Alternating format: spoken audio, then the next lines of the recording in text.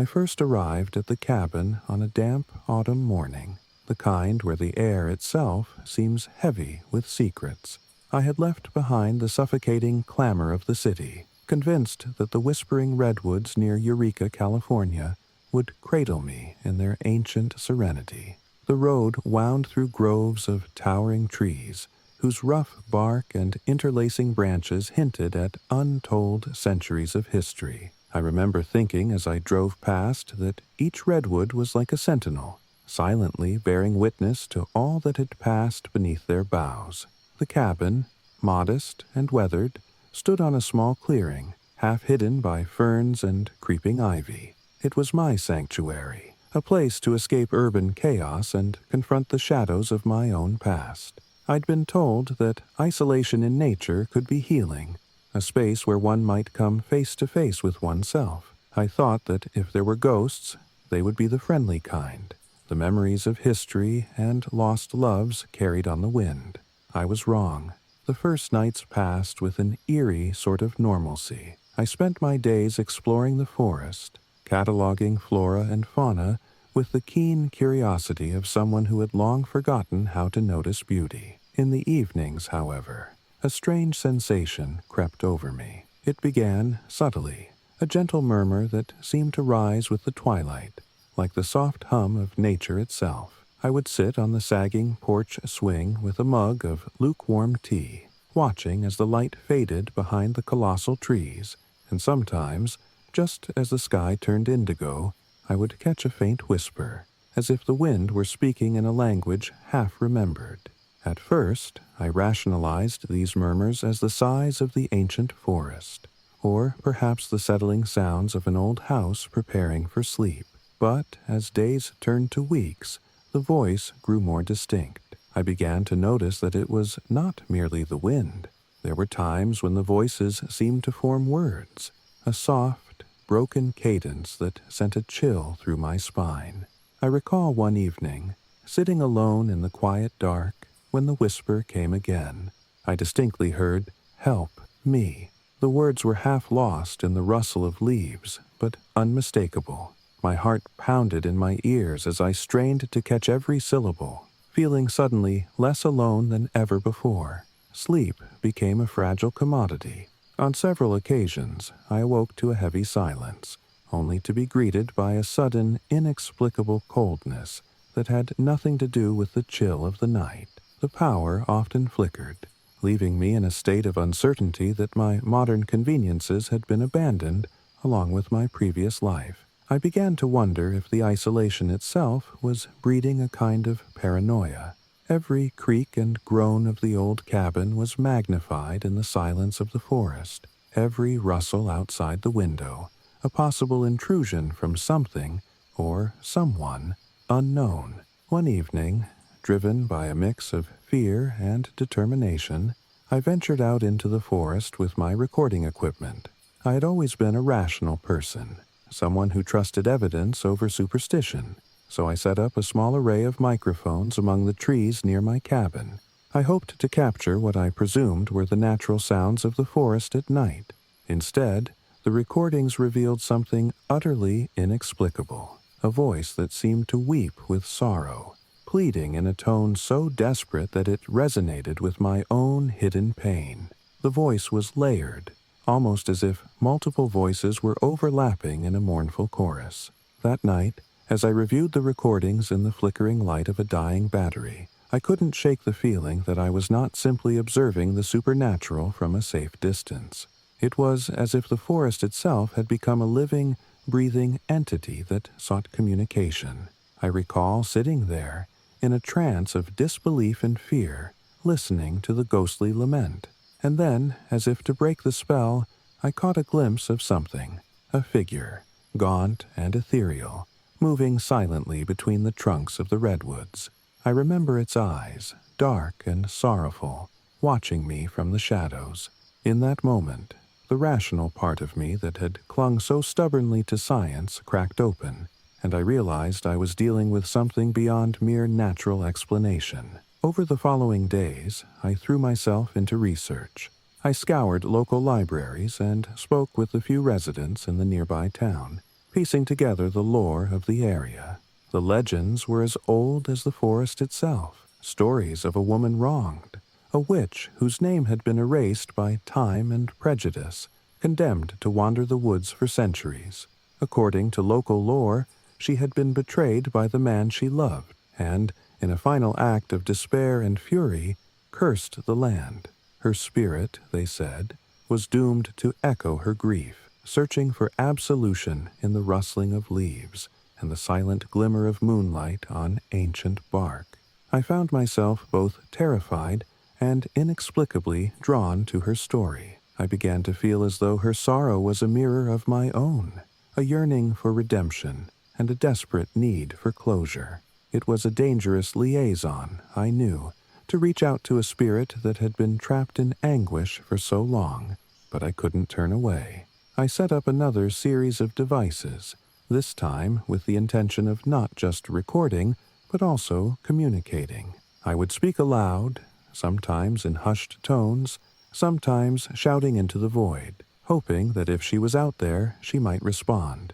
One particularly harrowing night, the forest was cloaked in a thick, almost tangible darkness that swallowed even the faint glow of my flashlight. I stood at the edge of the clearing, my voice trembling as I called into the gloom. "Are you there?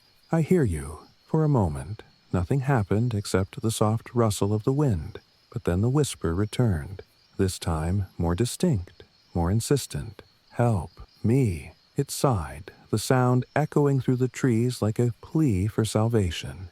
The sorrow in her tone was palpable, and I felt tears welling up despite the chill in the air. In that moment, I made a decision. I would not let my fear dictate my fate. Armed with research and an uneasy resolve, I gathered what little I had and began to follow the faint traces of the spectral presence.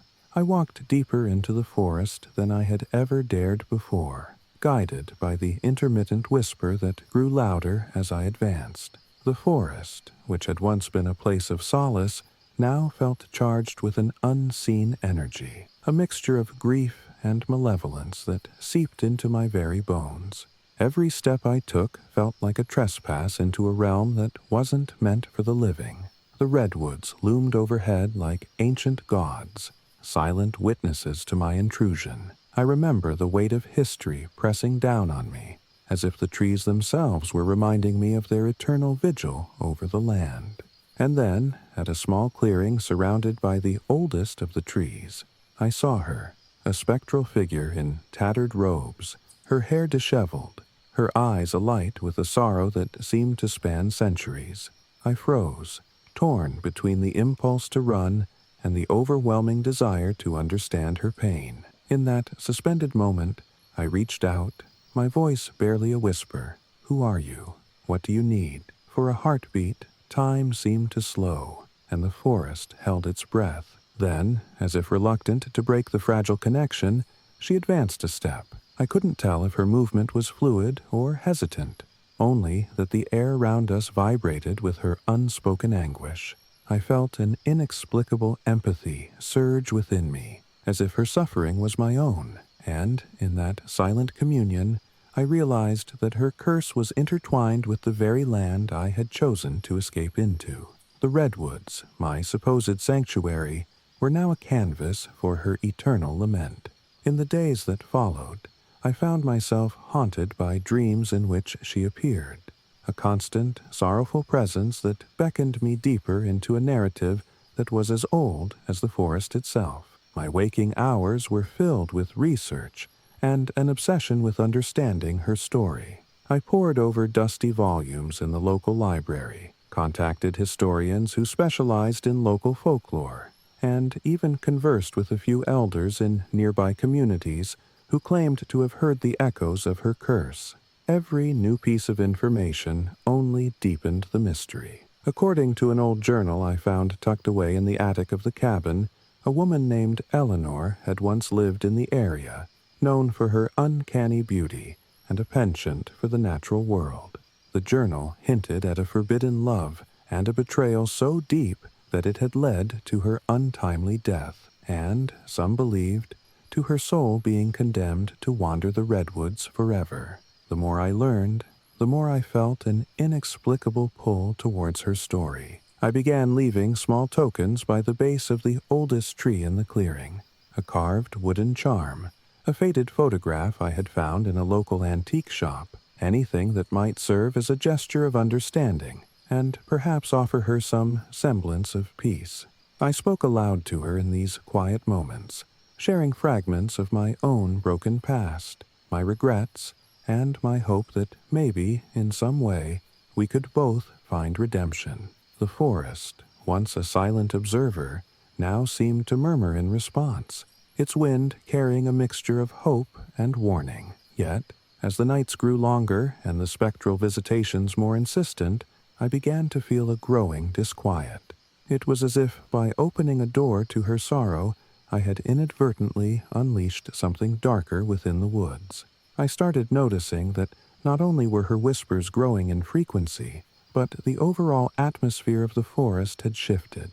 The redwoods, which had once stood as bastions of life and tranquility, now loomed with an ominous presence. Shadows seemed to cling to the trunks, and sometimes in the periphery of my vision I thought I saw other figures, blurred shapes that vanished when confronted directly. My once peaceful retreat was now punctuated by a constant undercurrent of dread.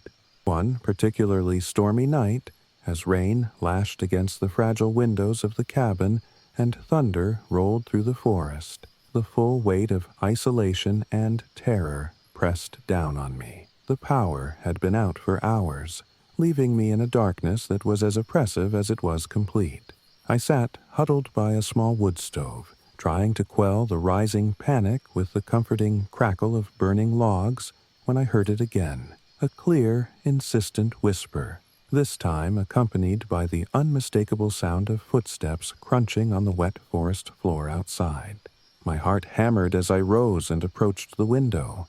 In the dim light, cast by the intermittent lightning flashes, I saw a figure standing just beyond the edge of the clearing, a woman in tattered robes, her eyes reflecting the lightning like shards of broken glass. I couldn't tear my gaze away. There was something achingly familiar in her expression, a blend of sorrow and longing that seemed to mirror my own inner struggles. Driven by a mix of terror and empathy, I stepped outside into the downpour, calling softly, "Eleanor?" My voice was swallowed by the raging storm, but in that moment the world narrowed down to the spectral figure before me and the shared silence between us. I wanted nothing more than to reach out and comfort her, to bridge the gulf between our lives with understanding and compassion. But as quickly as she appeared, the figure melted into the darkness, leaving behind only the echo of her despair and the relentless patter of rain. In the aftermath of that night, I became consumed by an inner battle, my desire to help her ward with the growing realization that her presence might not be benign. The forest, with its ancient wisdom and inscrutable ways, was not a place to meddle lightly with forces beyond our comprehension.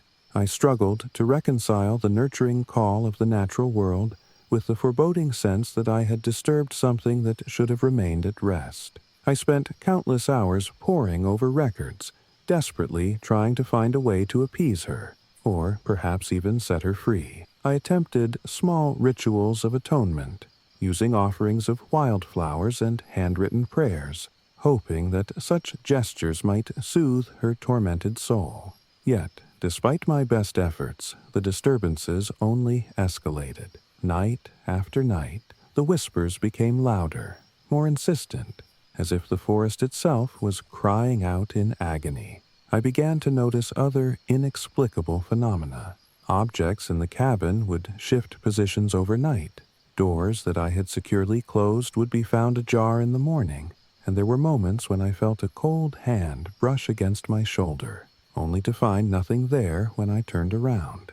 It was as if the boundary between our world and hers had grown perilously thin. One particularly surreal morning, I awoke to find the cabin suffused with a soft, eerie light, as if the dawn had broken in a spectrum of colors not meant for human eyes. Outside, the forest was shrouded in a gentle mist, and for a moment I felt as though I were caught in a liminal space between waking and dreaming. I stepped outside and walked towards the ancient clearing where I had left my tokens. There, in the center of the circle formed by the towering redwoods, lay a small, intricately carved wooden box that I had never seen before. Its surface was adorned with symbols that seemed both archaic and deeply familiar, a silent testimony to a language older than any I had encountered. I knelt before it, the chill of the morning seeping into my bones, and felt an overwhelming surge of emotion. In that quiet, almost sacred moment, I realized that my attempt to reach out had not only stirred her spirit, but had also awakened something else, something that was now entwined with the very essence of the forest. I spent the remainder of that day in a state of anxious introspection, torn between the desire to remain and fight for understanding, and the instinct to flee from the darkness that had taken root in my sanctuary. The forest no longer seemed like a haven, but a labyrinth of sorrow and spectral echoes. Each step I took was weighted with the knowledge that I might be drawing closer to an ancient curse, one that would not let go of me easily. I wrestled with the idea that sometimes the quest for inner healing can inadvertently open doors that should remain forever closed. In the quiet hours before dawn, as I sat by the wood stove with a notebook in hand, I tried to capture my thoughts, my fears, and my hopes on paper. I wrote about the woman in the tattered robes, about the whispered pleas for help, and about the ever-present sense of being watched by unseen eyes. My writing became a dialogue with the forest, a desperate attempt to make sense of the interplay between beauty and terror. I found myself questioning whether I had sought refuge in the wrong place. The redwoods, with their timeless majesty, now bore witness to a narrative far more complex than I had ever imagined. A narrative where the lines between the living and the dead blurred into a tapestry of regret and longing. Over the following weeks, I oscillated between moments of fierce determination and paralyzing fear. I tried once more to bridge the gap, setting up an elaborate arrangement of candles, wildflowers, and personal mementos in the clearing. I recited passages of poetry and prayers that I hoped might soothe her restless spirit. For one miraculous, fleeting hour, the forest seemed to respond. The whispers softened, the oppressive chill lifted, and I felt, for the first time in what felt like an eternity, a glimmer of hope that perhaps I could help her find the peace she so desperately sought. But then, as quickly as that fragile calm had descended, it shattered.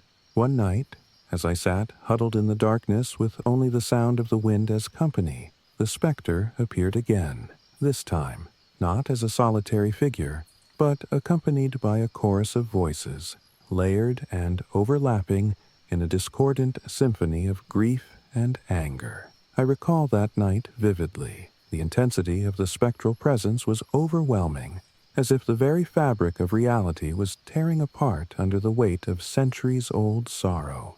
I felt as if I were standing at the precipice of an abyss, with the voices urging me to look into the depths of despair and to surrender to the darkness. In the final throes of that terrible night, as I clutched the edges of my battered journal and whispered desperate pleas for mercy, I understood that I had reached a crossroads. The forest, once my chosen refuge, had become a labyrinth of haunting echoes and unresolved pain. I realized that sometimes the price of seeking solace in nature is not merely solitude, but a confrontation with the profound, unyielding forces of history that lie hidden beneath the veneer of everyday life. With a heavy heart, I made the decision to leave. The call of the redwoods, with all their beauty and sorrow, had transformed into a relentless reminder of a curse I was ill-equipped to bear.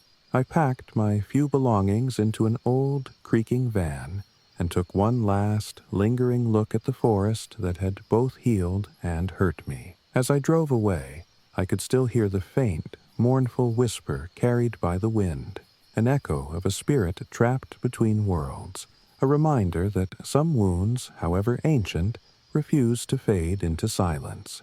Now, as I write this account from a place far removed from those haunted groves, I find myself caught between gratitude and regret. I am grateful for the lessons learned, for the glimpse into a realm where the living and the dead are bound by threads of sorrow and longing. Yet, I regret that I was unable to bring peace to a soul so tormented, or to shield myself from the overwhelming despair that nearly consumed me. The redwoods continue to stand, impervious and eternal, silently bearing witness to the passage of time and the echoes of all who have sought refuge beneath their mighty boughs. I often wonder what became of her, the sorrowful witch, condemned to wander a forest of ancient secrets. Perhaps, somewhere among those towering trees, her spirit still lingers, waiting for the day when someone else, much like me, will dare to listen to her whispers among the redwoods, and perhaps, in that moment, there will be a chance for redemption, a chance to finally lay her grief to rest, and in doing so, find a measure of peace for ourselves, both. In the end, my tale is not one of triumph over the supernatural, but rather a quiet testament to the delicate balance between our need for isolation and the unforeseen burdens that come with it. I sought solitude in nature to mend a broken heart and escape a turbulent past, only to be confronted by forces that had been festering long before I ever set foot in that sacred forest. My time among the redwoods taught me that nature is as much a keeper of forgotten sorrows as it is a sanctuary for healing souls. And so, with the memory of that sorrowful figure etched into my heart, I continue on my journey, forever changed by the whispers that once echoed through those ancient groves. Now, when I close my eyes, I can still hear that plaintive voice carried on the wind, a reminder of the fragile boundary between what we can control and what we must leave untouched. I leave behind the redwoods, but I carry with me the knowledge that some places are haunted not by malicious spirits, but by the remnants of a profound human tragedy. In that knowledge lies a quiet wisdom, that the past is never truly gone, and that every whisper in the darkness is a story waiting to be heard, a secret yearning to be set free. Thus, my departure was not an admission of defeat, but a humble acknowledgment of forces greater than myself. I now wander new paths, ever watchful for the echoes of ancient sorrows, and I share this account not as a tale of terror, but as a testament to the power of nature's memory, a memory that endures in every rustle of leaves, every fleeting shadow, and every whispered plea among the redwoods. I remember the day I left the city as if it were a premonition, a heavy, smoldering kind of farewell. The relentless buzz of concrete, sirens, and crowded subways had grown intolerable, gnawing at my very soul. I craved silence and the honest, rugged solitude of nature. So, I traded the neon glare for the dim, flickering light of dusk over the Appalachian peaks, choosing a modest, off-grid cabin tucked away in the Great Smoky Mountains near Asheville, North Carolina, as my new refuge. I was Tyler Baker, a reserved man with a quiet love for solitude, and I believed that in the ancient, whispering woods, I might finally find the clarity and calm I had long been denied. The drive up the winding mountain roads was both a physical and metaphorical departure from my former life. I recall the road curving through valleys shrouded in mist, with autumn leaves painting the landscape in fiery hues of red and gold. It was as though nature itself was performing a grand farewell to the chaos I was leaving behind. When I finally arrived at the cabin, a weathered log structure standing proudly against a backdrop of time-worn pines and rugged peaks, I felt an immediate, almost electric connection to the place. I had always found solace in the silence of nature, and I believed that the Appalachians would be a sanctuary for my tired spirit. For the first few days, I settled into a rhythm that I imagined was pure and untainted. waking with the sun's gentle rays filtering through the trees, spending long hours reading and hiking along mossy trails, and spending evenings alone with my thoughts as the cicadas sang in the warm dusk. But as twilight fell each night, an undercurrent of unease began to infiltrate my newfound serenity. It started with the simple sound of the wind rustling through the dense canopy, a sound I initially attributed to nature's nocturnal symphony. Yet, as nights passed, the rustling became punctuated by something far more disturbing, a deep, resonant howl that rolled over the hills like a mournful lament. I remember one particularly crisp autumn evening. I had taken a solitary walk down a narrow, winding trail that cut through a clearing where the moonlight spilled silver over dew-laden grass. The crisp air stung my cheeks, and for a moment I felt a thrill of exhilaration at being alone with the wilderness. But then, out of the thinning mist, I saw something that made my blood run cold.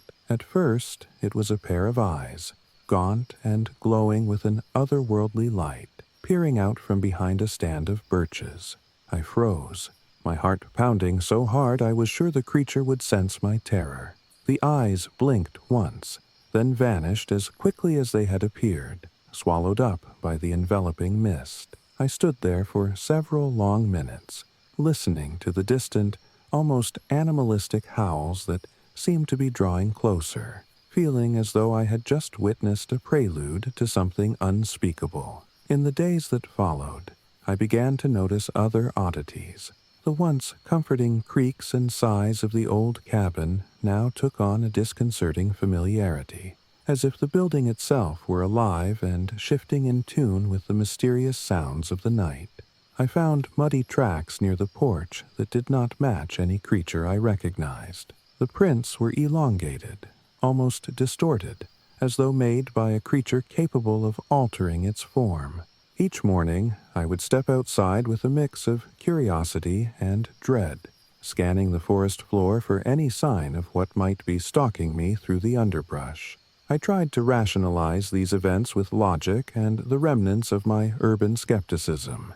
I told myself that my mind was playing tricks on me in the solitude, that the combination of isolation and the strange acoustics of the forest were enough to warp anyone's perception of reality. Yet, with each new night, the dissonant chorus of eerie howls and fleeting, spectral glimpses became harder to dismiss as mere tricks of the imagination. One evening, as the sky was bruised with the colors of impending night, I decided to seek answers from those who might know the lore of these ancient mountains.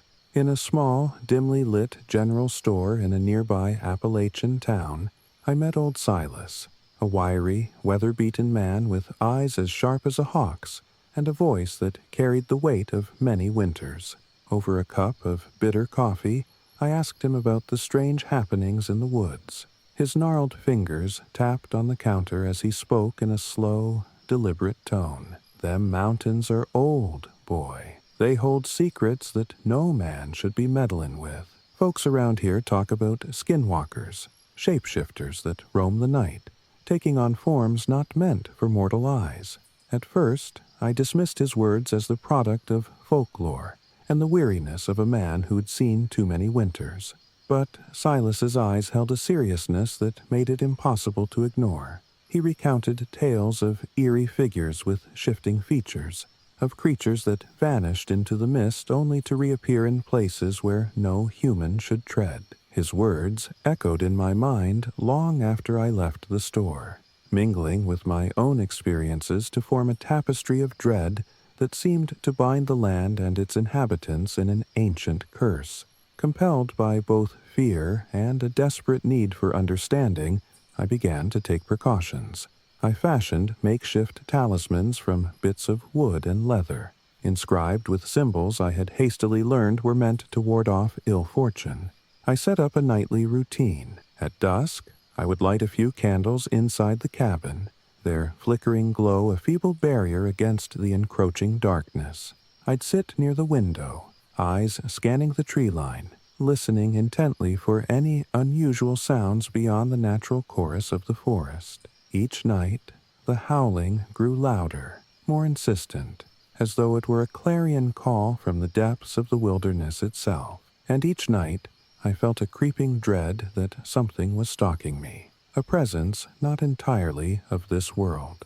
There were moments when I would catch a glimpse of movement in the periphery of my vision, a flash of pale light, a distorted silhouette sliding silently among the trees.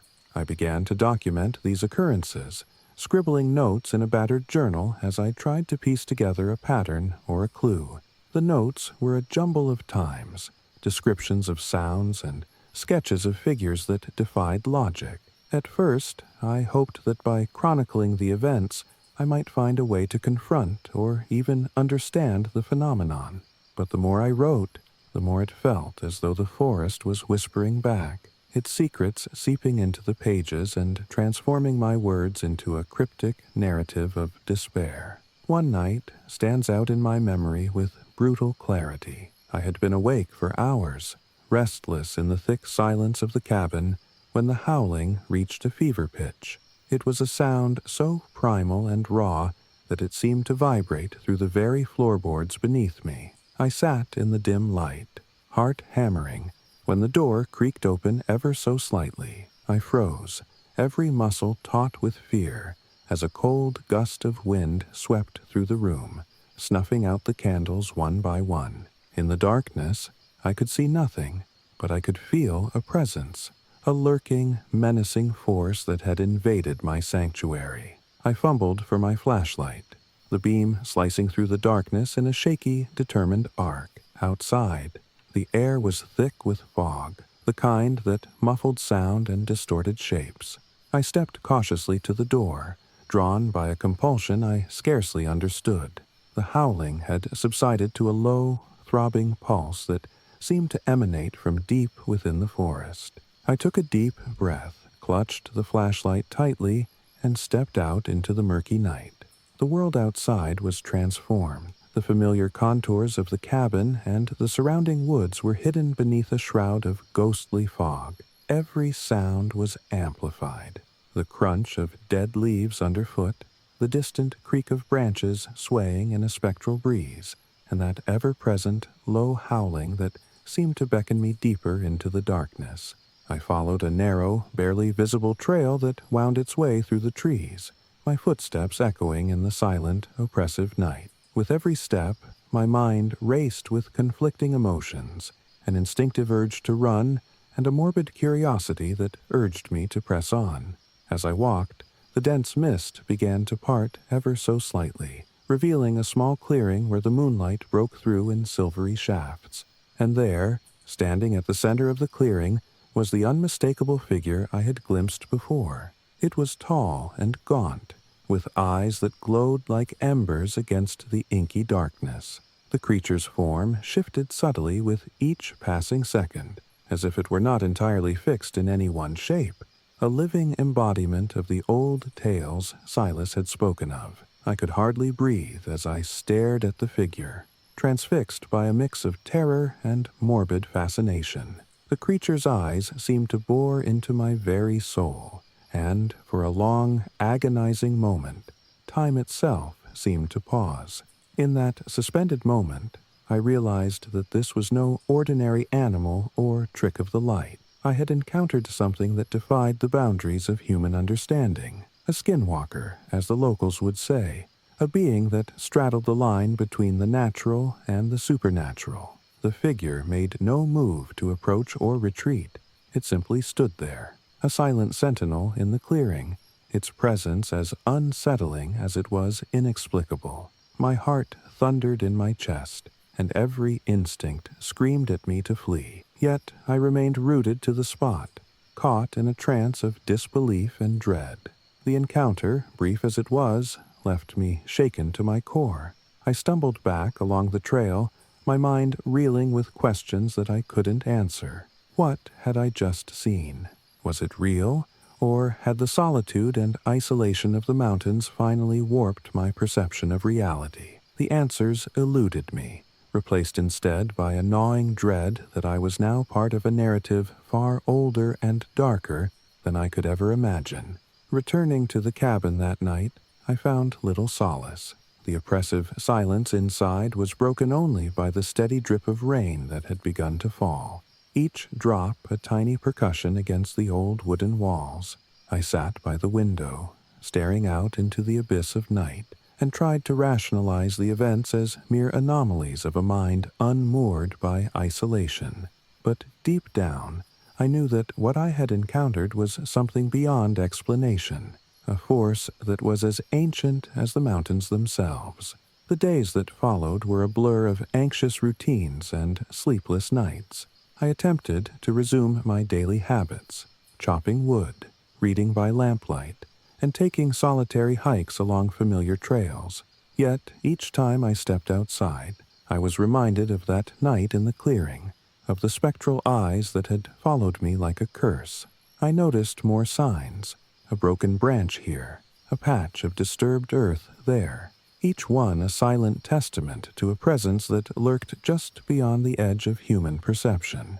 My once comforting solitude was now tainted by the constant fear of being watched, of being stalked by something that defied human comprehension. In a desperate bid for answers, I returned to that small general store and sought out old Silas once more. His lined face and measured words seemed to carry the weight of generations as he listened to my account. "You've seen it, haven't you?" he asked softly, his voice a gravelly murmur. "The mountains don't give up their secrets lightly. What you encountered is a part of this land's dark tapestry, a reminder that the old ways still linger in the shadows." His words did little to calm my frayed nerves, but they did offer a grim sort of validation. I wasn't hallucinating or succumbing to isolation-induced madness. I was face to face with something real, something that belonged to the realm of legends. Armed with Silas's warnings and a deep-seated determination to confront the terror that had invaded my life, I began to prepare myself for what might come next. I fashioned more elaborate talismans from bits of iron and carved wood, following instructions gleaned from old local manuscripts and whispered secrets shared by those who still believed in the old ways. I set up a small area near the cabin where I could conduct nightly vigils, lighting candles and reciting prayers that I hoped might serve as a bulwark against the encroaching darkness. Each night, as I sat in the dim glow of my makeshift sanctuary, I felt a fragile hope that perhaps I could turn the tide against the spectral forces that haunted me. But the forces in the forest were relentless. Night after night, the howling grew louder, more insistent, as if it were a summons from the very heart of the wilderness. The gaunt figure with glowing eyes appeared sporadically, always at the periphery of my vision, never close enough to engage, yet always there to remind me of my vulnerability. I began to document every occurrence in painstaking detail, my journal becoming a repository of dread and unanswered questions. The more I wrote, the more it seemed that the forest was speaking back, its ancient voice woven into the scratch of my pen and the rustle of leaves outside.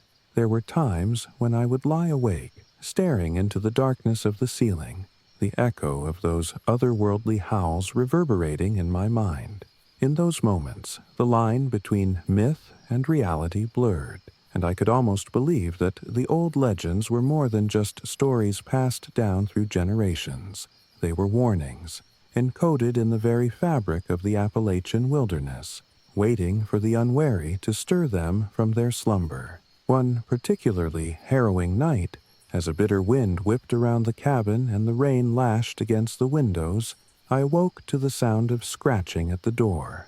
My pulse raced as I crept to the peephole, half expecting to see a wild animal. Instead, I saw only shifting shadows and a pair of eyes that seemed to glow in the darkness. I remember the overwhelming sense of dread as I slowly backed away, every instinct urging me to hide. The sound of scraping persisted, a relentless reminder that something was trying to breach the fragile barrier between me and the untamed wilderness. That night marked a turning point. The terror that had been building inside me over the past weeks now reached a crescendo, a deafening symphony of fear that left me no choice but to confront the possibility that my off-grid haven had become a prison. I spent the following days in a haze of indecision, torn between the hope that I could somehow expel the malevolent force and the primal urge to flee the cursed place.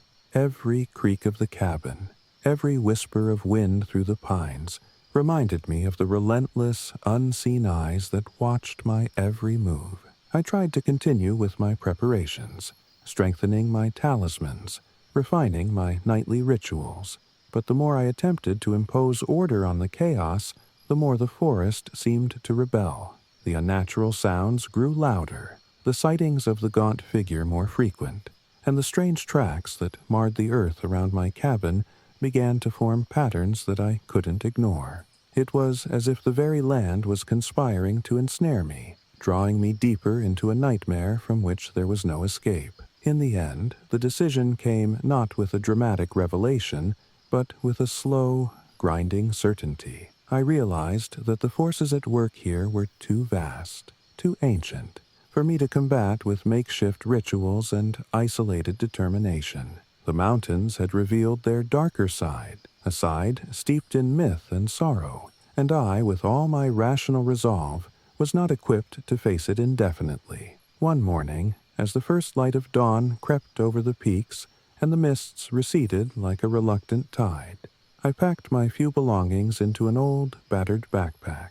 I left behind the cabin that had once promised solace, feeling a profound sadness mingled with relief. The thought of returning to civilization was both repulsive and strangely comforting. A return to a world where the supernatural might be relegated to stories rather than lived nightmares. I drove away slowly, my mind a tumult of conflicting emotions. The memories of the gaunt figure, the relentless howling, and the suffocating atmosphere of dread would forever be etched into my consciousness. As the winding mountain roads receded into the distance, I could still hear the echo of those ancient voices, a mournful reminder of the power that dwelled in the dark heart of the Appalachians. I had sought refuge in nature, only to discover that even in the most secluded corners of the world, there are forces that defy explanation, forces that cling to the past and manifest in the present with a ferocity that leaves no room for escape. In the quiet moments that followed my departure, I found myself reflecting on the nature of fear and the human desire for control. I had ventured into the wilderness with the hope of finding clarity, only to be confronted with the realization that some mysteries are meant to remain unsolved. The experience shattered any lingering illusions I had about the benign nature of isolation. The mountains, with their rugged beauty and ancient lore, held secrets far darker than I had ever imagined. They were a testament to a world beyond our understanding, a world where myth and reality intertwined in a dance as old as time itself. Even now, in the occasional quiet hours of night when my mind wanders back to those haunted Appalachian trails, I feel the weight of that experience pressing upon me. I think of old Silas and his cryptic warnings, of the gaunt figure whose eyes glowed like distant embers in the darkness, and of the relentless, mournful howls that served as a grim soundtrack to my unraveling. I understand now that my brief foray into the heart of the Great Smoky Mountains was not a quest for escape, but a brush with the eternal, a glimpse into a realm where human frailty meets ancient, inscrutable power. I do not claim to have unraveled the mysteries of that cursed place. Instead, I emerged with a newfound respect for the boundaries between our world and the world of legends, a respect born of fear, regret, and the hard-won wisdom of one who has seen too much. The memory of those nights in the Appalachians remains a part of me, a spectral echo of a time when I confronted forces far greater than my own understanding. Now, whenever I hear the low, distant howl of the wind, I am reminded of that mountain night when the line between myth and reality blurred, and I came face to face with the raw, untamed heart of nature.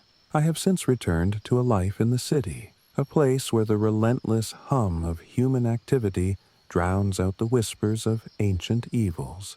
but the memory of that haunting, solitary existence in the Smokies lingers like a half-remembered dream. I sometimes wonder if I might one day return to those mountains, not as a reluctant escapee, but as a man ready to face the truth of the legends that live there. Yet even that thought is tempered by the knowledge that some secrets are meant to remain hidden in the dark, mist-shrouded hollows of time. In the end, my journey into the Appalachians taught me that solitude, though often a balm for the weary soul, can also be a gateway to encounters that shatter the boundaries of human experience.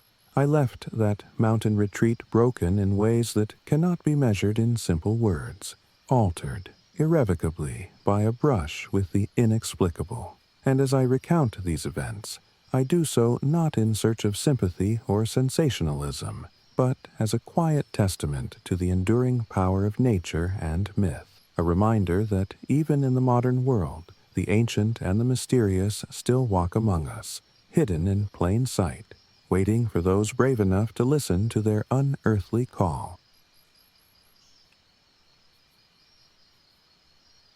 I first arrived at Lake George on a crisp October afternoon, the kind of day where the sky is an endless expanse of soft gray, and the water shimmers with hints of silver under a waning sun. I had been chasing a dream of quiet solitude, of the kind that nurtures a fledgling writer's heart.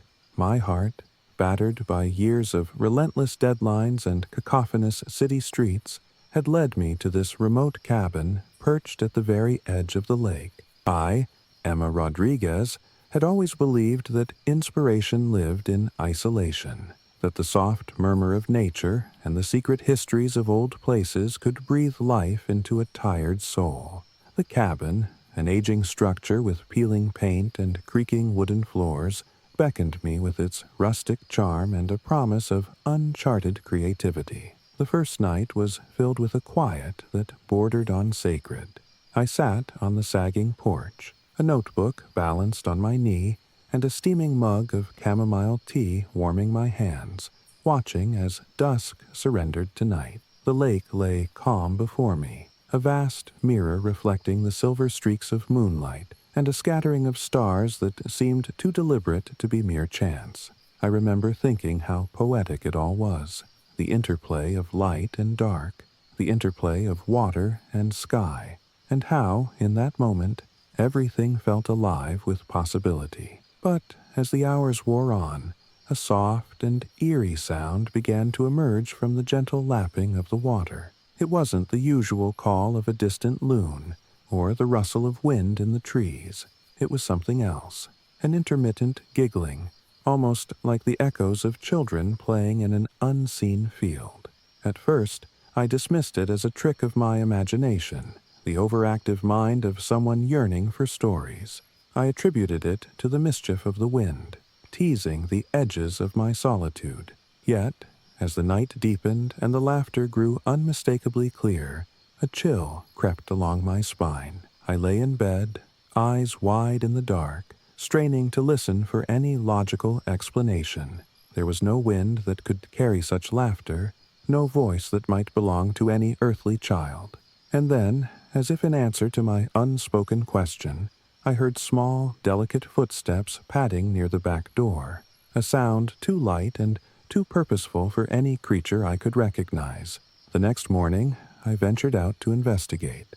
The air was thick with a lingering mist that clung to the ground like memories one couldn't quite let go. I discovered tiny footprints leading from the lake to the back of the cabin, delicate impressions in the damp earth that vanished as quickly as they appeared. They were no larger than a child's, and yet, in the pale light of dawn, they held an unsettling precision that defied explanation. I spent a long while examining them, trying to convince myself that they were nothing more than the playful trickery of nature, or perhaps the mischief of local wildlife. But deep down, I knew there was something amiss, a presence I couldn't quite name. In the days that followed, the phenomenon became a constant companion to my otherwise quiet routine.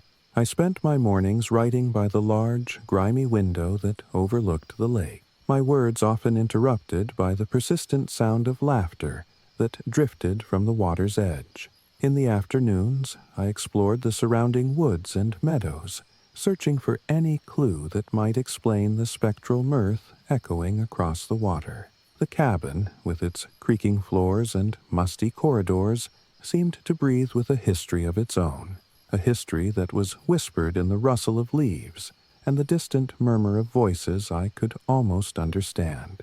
I began to immerse myself in the local lore.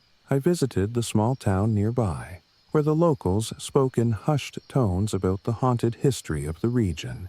In a cramped diner with faded checkered tablecloths and the lingering aroma of coffee and pie, I listened intently as an elderly man recounted tales of a tragic family whose laughter once filled these very grounds.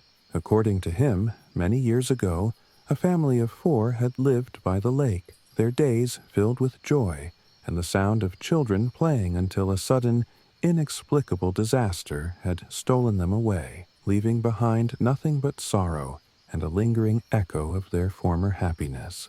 Some said that on moonlit nights, if one listened carefully, the sound of their laughter could be heard, a bittersweet reminder of a life cut short. The more I learned, the more the cabin seemed to transform. No longer was it just a refuge for a tired writer seeking inspiration. It became a repository of memories and ghostly echoes, a living memorial to a family lost in the tides of time. At night, I would find myself drawn to the window, the soft luminescence of the moon casting gentle shadows across the lake, and I would listen. I began to feel that the laughter was not malevolent, but rather a desperate plea for remembrance, a call to acknowledge the brief, fragile beauty of life and the deep, unspoken sorrow that lingered long after the voices had faded. One particularly clear night, as I sat in my favorite armchair with a well-worn copy of a classic novel and a half-finished cup of tea, the laughter returned with renewed vigor. It was as if the sound had grown in volume, carrying with it an urgency that made my heart ache. I set my book aside and listened, trying to catch every nuance. Amidst the laughter, I discerned what sounded like whispered words, a soft cadence that was both familiar and forlorn. "Remember us, remember." The phrase seemed to echo from the water itself, as if the lake were recounting a story of loss and longing. Unable to resist the pull of that sorrowful refrain, I decided to reach out.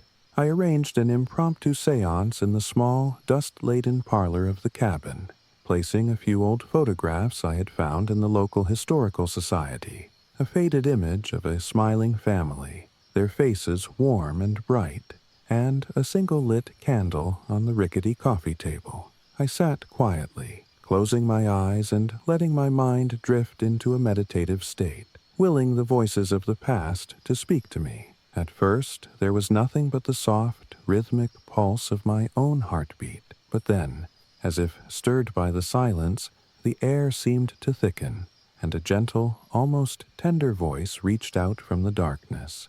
"We are here." The words were so soft that I almost thought I had imagined them, yet the sensation was undeniable. A cool brush of air on my skin, a fleeting, bittersweet caress that left me trembling. In the aftermath of that experience, I began to document everything with a fervor I had never known. My journal, once filled with musings about writing and the solitude of nature, was now a meticulous record of every whisper, every laugh, every inexplicable footprint that led from the lake to the cabin. I drew sketches of the patterns I observed, noting the times of the night when the laughter was at its loudest, the exact quality of the voices, and even the subtle shifts in the temperature that accompanied each occurrence.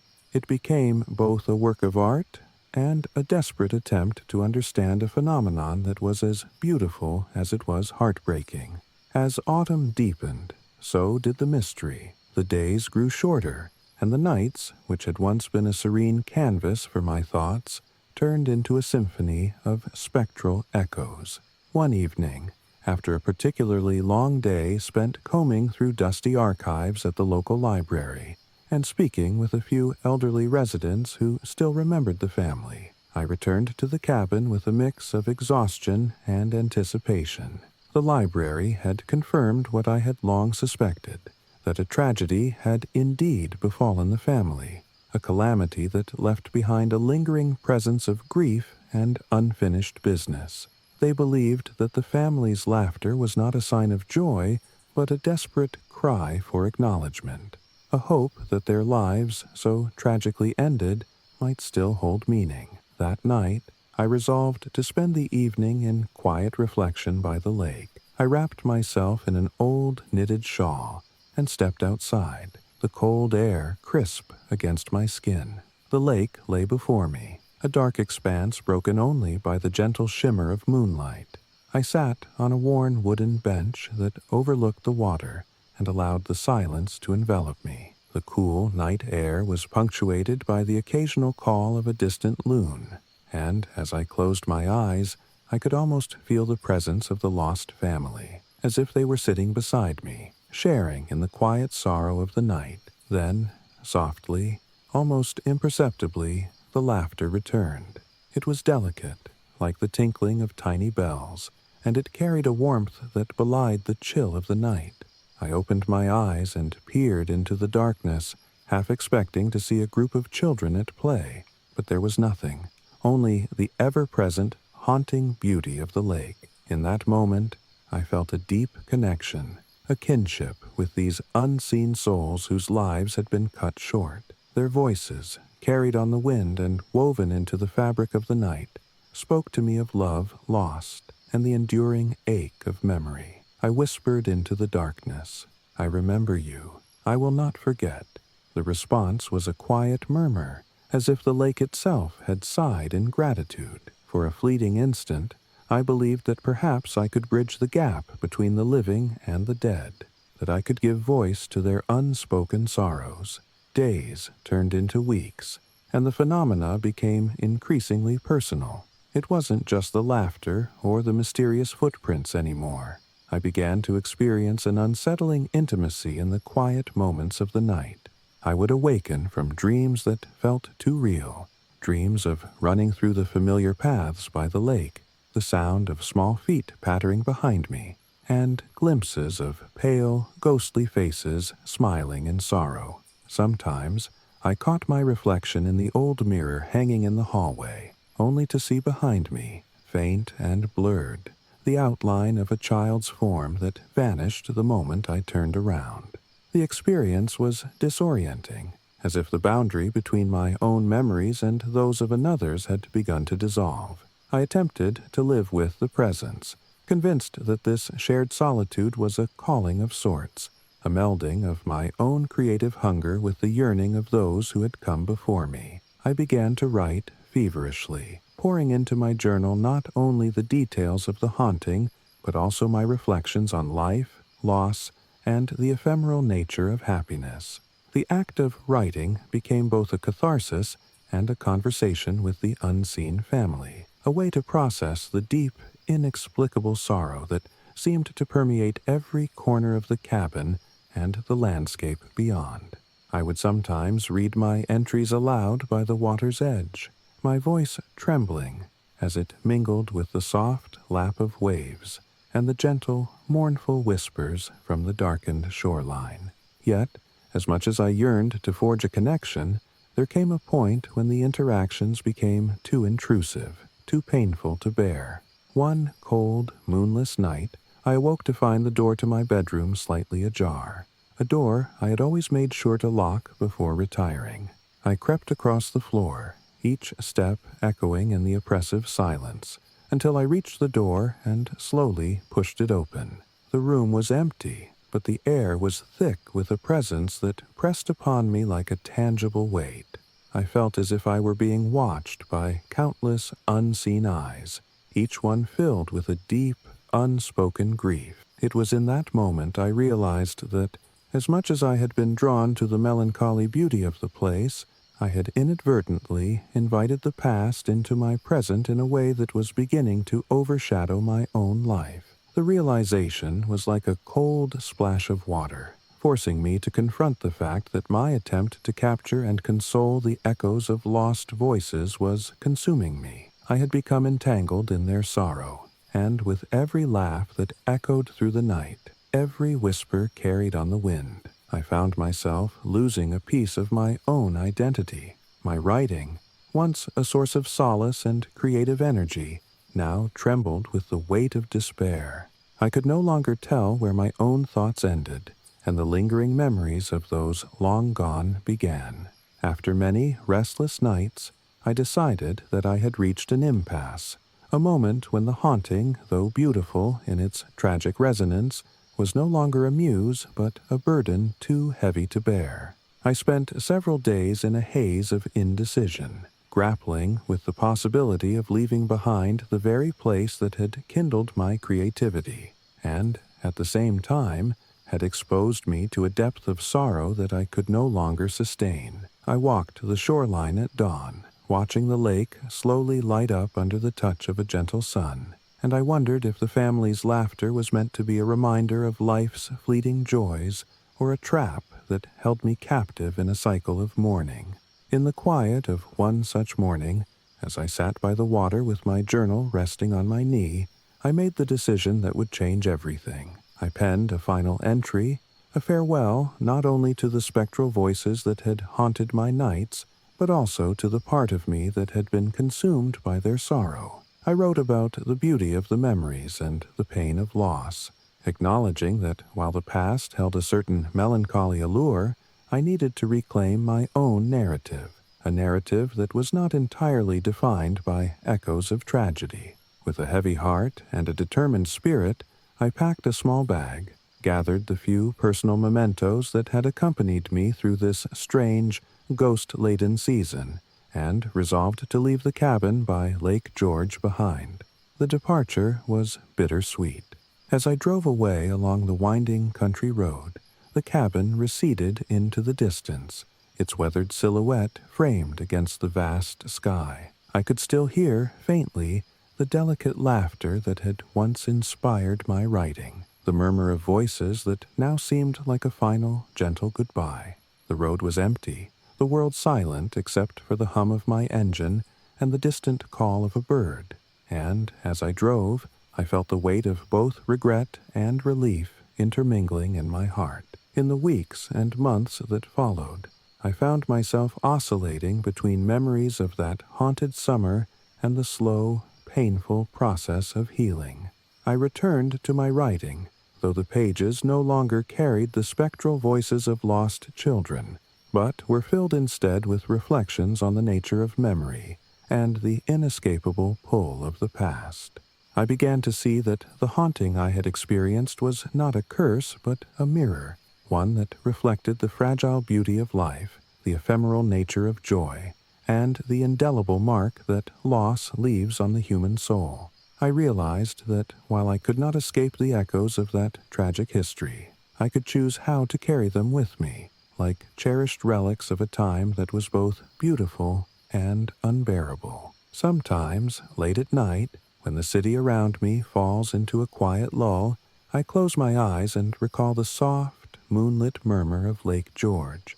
I remember the gentle ripples on the water, the soft brush of a breeze that carried laughter like whispers on the wind, and I feel a poignant longing for a world that was once so full of promise and pain. I think of the family whose memory I had tried to preserve, of the lost moments that now live only in the delicate impressions of footprints along a misty shore, and I wonder if they, too, have found a measure of peace in the quiet passing of time.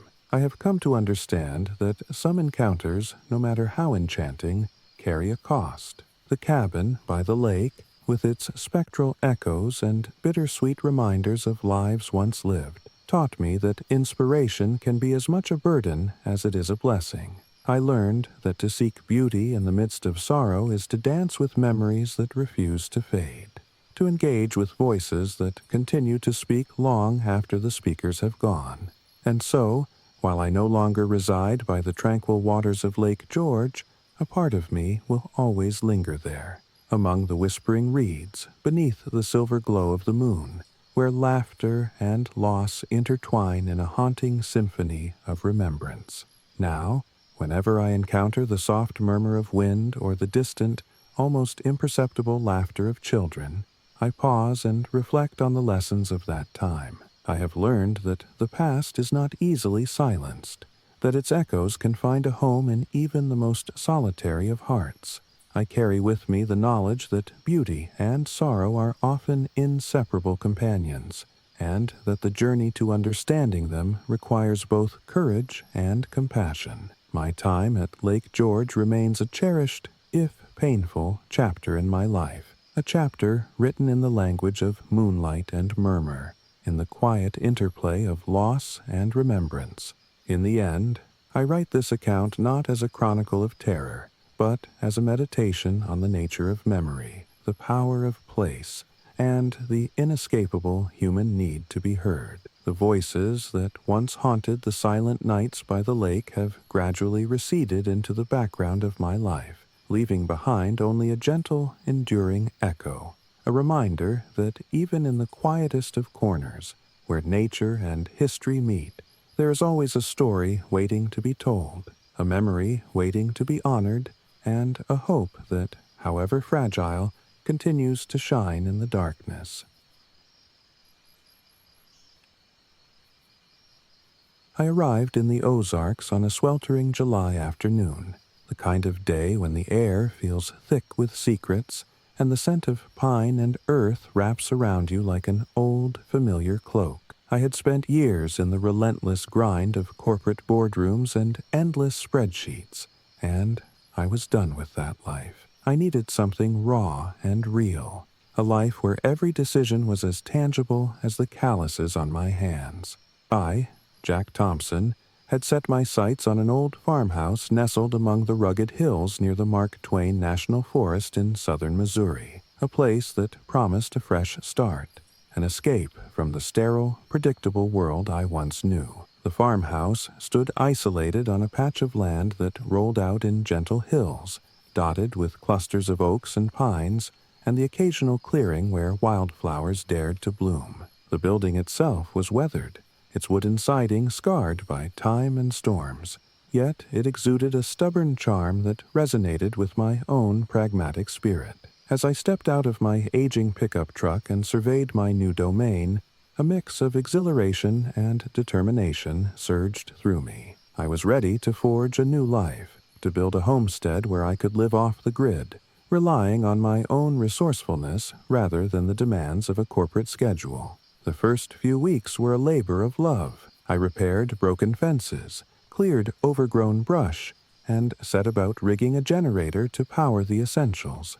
Every day was filled with the satisfying clang of hammers, the smell of fresh-cut wood, and the sound of my own steady breathing as I worked beneath the expansive sky. There was a rugged beauty to the isolation, a sense of freedom that came with being the master of my own little world. Yet, even as I reveled in the tangible rewards of hard work, an undercurrent of unease began to emerge, a subtle dissonance that I could neither ignore nor quite explain. It began on an evening much like any other.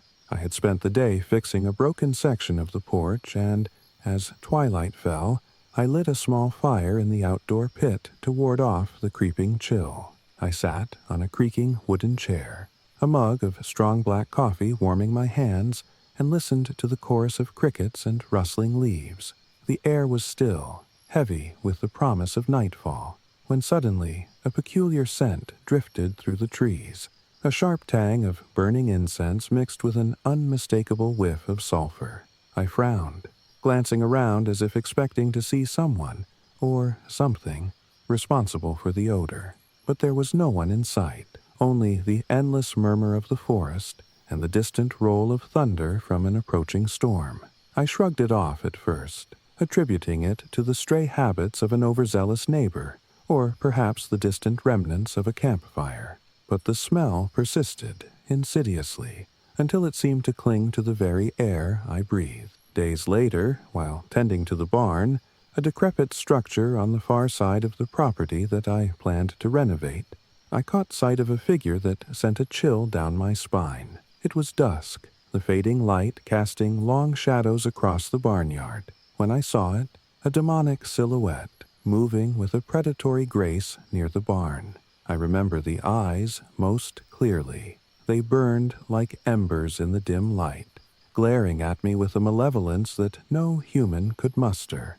I froze, heart hammering, every rational thought overwhelmed by an instinctive terror. The figure melted into the dark as swiftly as it had appeared, leaving me with nothing but the lingering memory of those ember-like eyes and the overwhelming sense that I was no longer alone in my own domain. At first, I attempted to rationalize the experience.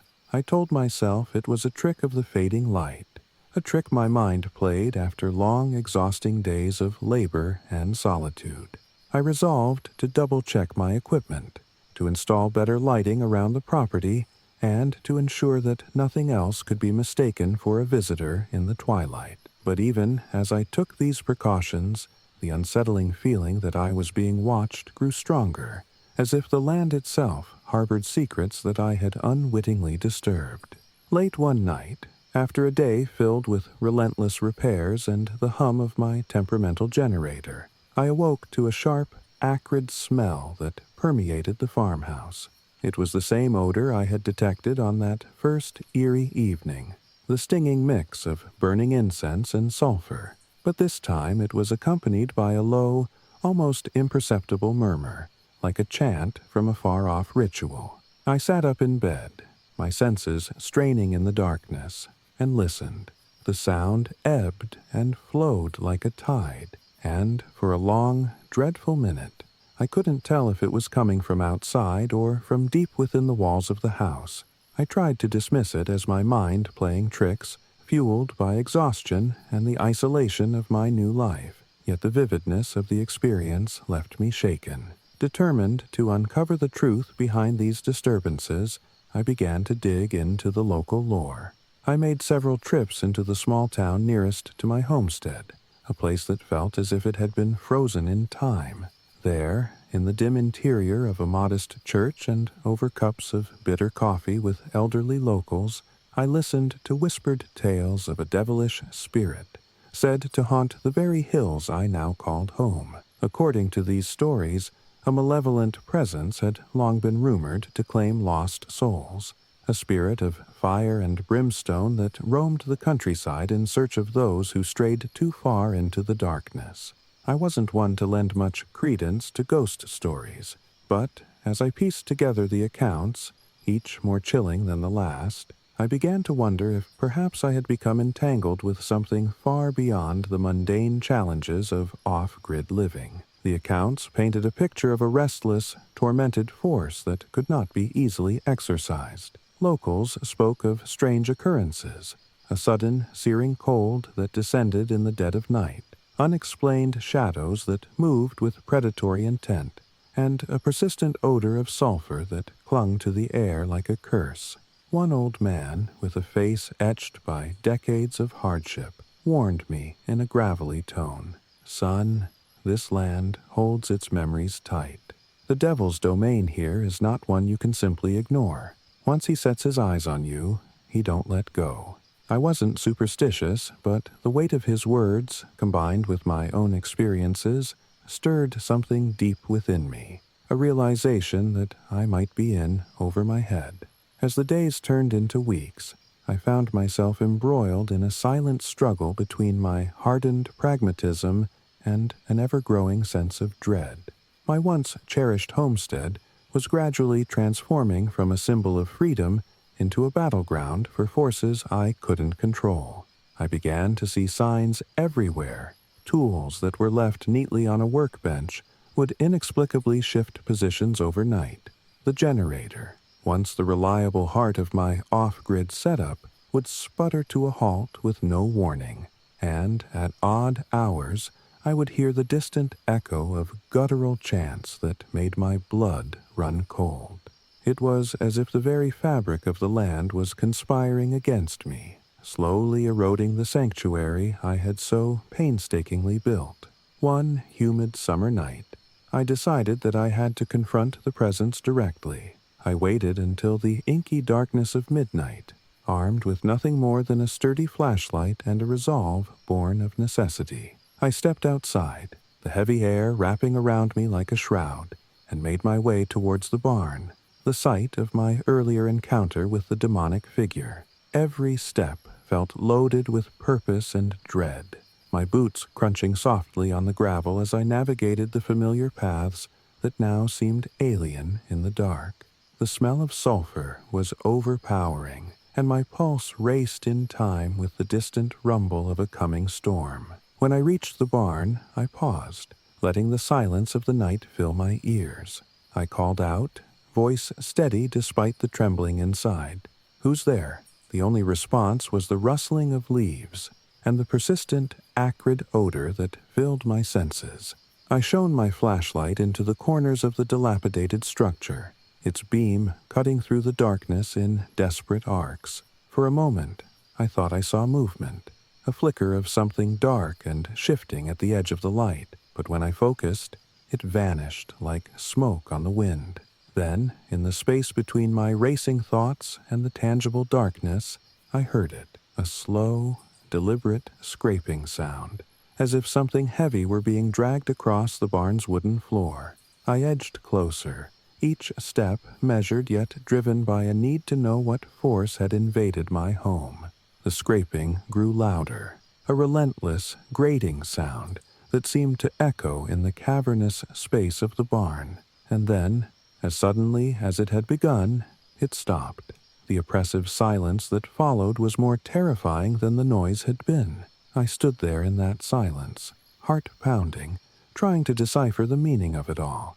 Was it an animal, a trick of the wind, or something far more sinister, a manifestation of the devilish presence that the locals had warned me about?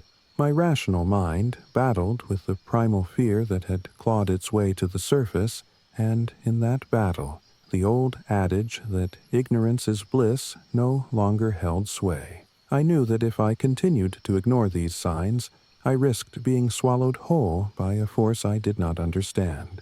Over the next several days, I sought counsel from every possible source: old manuscripts in the local library, whispered conversations with the town elders, and even a brief, uneasy meeting with a local priest who carried with him the weight of traditions passed down through generations.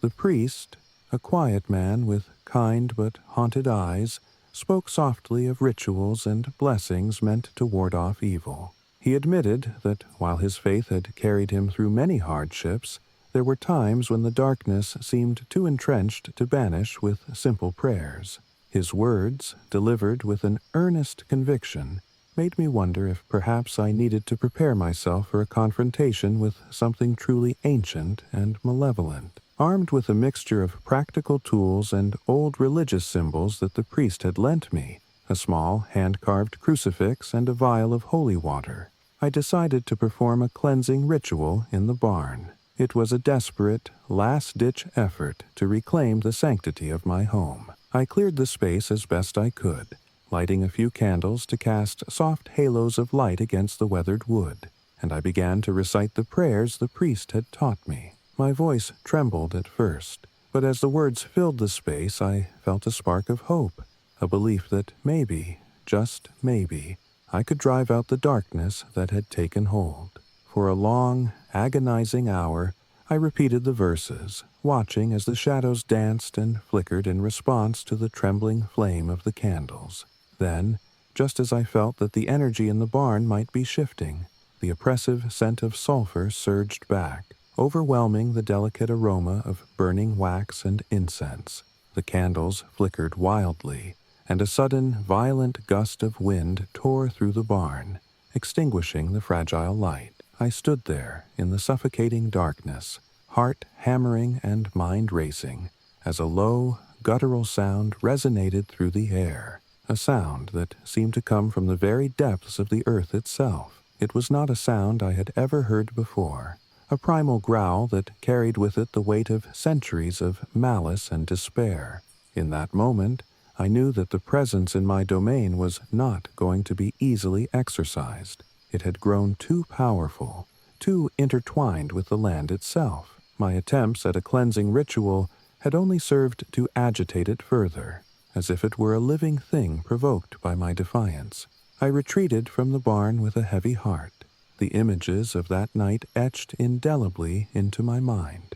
I sat on the steps of the farmhouse for a long while afterward, the night air cool against my sweat-soaked skin, grappling with the realization that my dream of a peaceful, self-sufficient life had been tainted by a darkness I could neither understand nor defeat. In the days that followed, I struggled to maintain a semblance of normalcy. I repaired what needed to be fixed, tended to the small garden I had started, and continued with the daily tasks that defined my new life. Yet, every creak of the floorboards, every unexpected gust of wind, every faint, disembodied whisper seemed to echo that terrible night in the barn.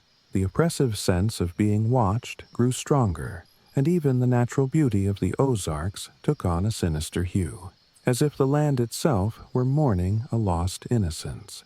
One afternoon, as I was fixing a broken shutter on the side of the house, I noticed something that made my blood run cold.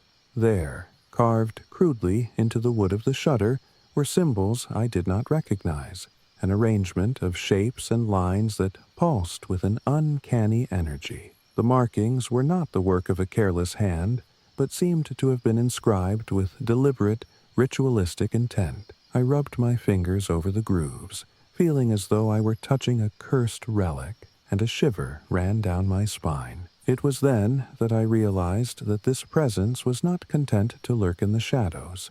It was leaving its mark, a signature of its existence that I could not ignore. The mounting evidence of its influence forced me to confront a stark choice: to continue fighting a battle that seemed increasingly one-sided, or to abandon the homestead I had so painstakingly built. My practical nature would not allow me to surrender easily, yet the relentless assaults on my sanity and my very sense of safety began to wear me down. I spent many sleepless nights pacing the creaking floorboards of the farmhouse, trying to piece together a plan that might rid the land of its demonic inhabitant. I experimented with different arrangements of protective symbols. I recited prayers until my voice grew hoarse, and I even attempted to speak to the presence directly, pleading for it to leave in exchange for whatever peace I could offer. But all my efforts were met with silence, or worse, with a deepening of the oppressive energy that seemed to smother me. Then came the night when I reached my breaking point. It was an inky, starless night when the world outside felt utterly alien, and the farmhouse itself seemed to groan under the weight of unseen forces. I was in the kitchen, staring into the darkness beyond the window, when the sulfuric smell returned in full force, accompanied by a crescendo of whispers that clawed at my mind. The walls vibrated with a low, relentless hum, and I could feel the presence pressing in from all sides. I knew that I could no longer ignore it. In that desperate moment, I made the decision that would forever alter the course of my life. I packed a small bag, gathering the few belongings that I had managed to salvage and hold dear: my well-worn tools, a few personal mementos, and the journal in which I had recorded every haunting detail of my time here. As I stepped out into the moonless night, I took one last, lingering look at the farmhouse, its dark silhouette looming like a specter against the horizon. I felt a deep, sorrowful regret mixed with a fierce relief. I was leaving behind the life I had dreamed of, a dream that had been corrupted by a malevolence I could neither comprehend nor conquer. I climbed into my truck, started the engine with trembling hands, and drove away, the cursed homestead receding into the distance, swallowed by the inky darkness of the Ozark hills. In the long drive back to civilization, I found little solace.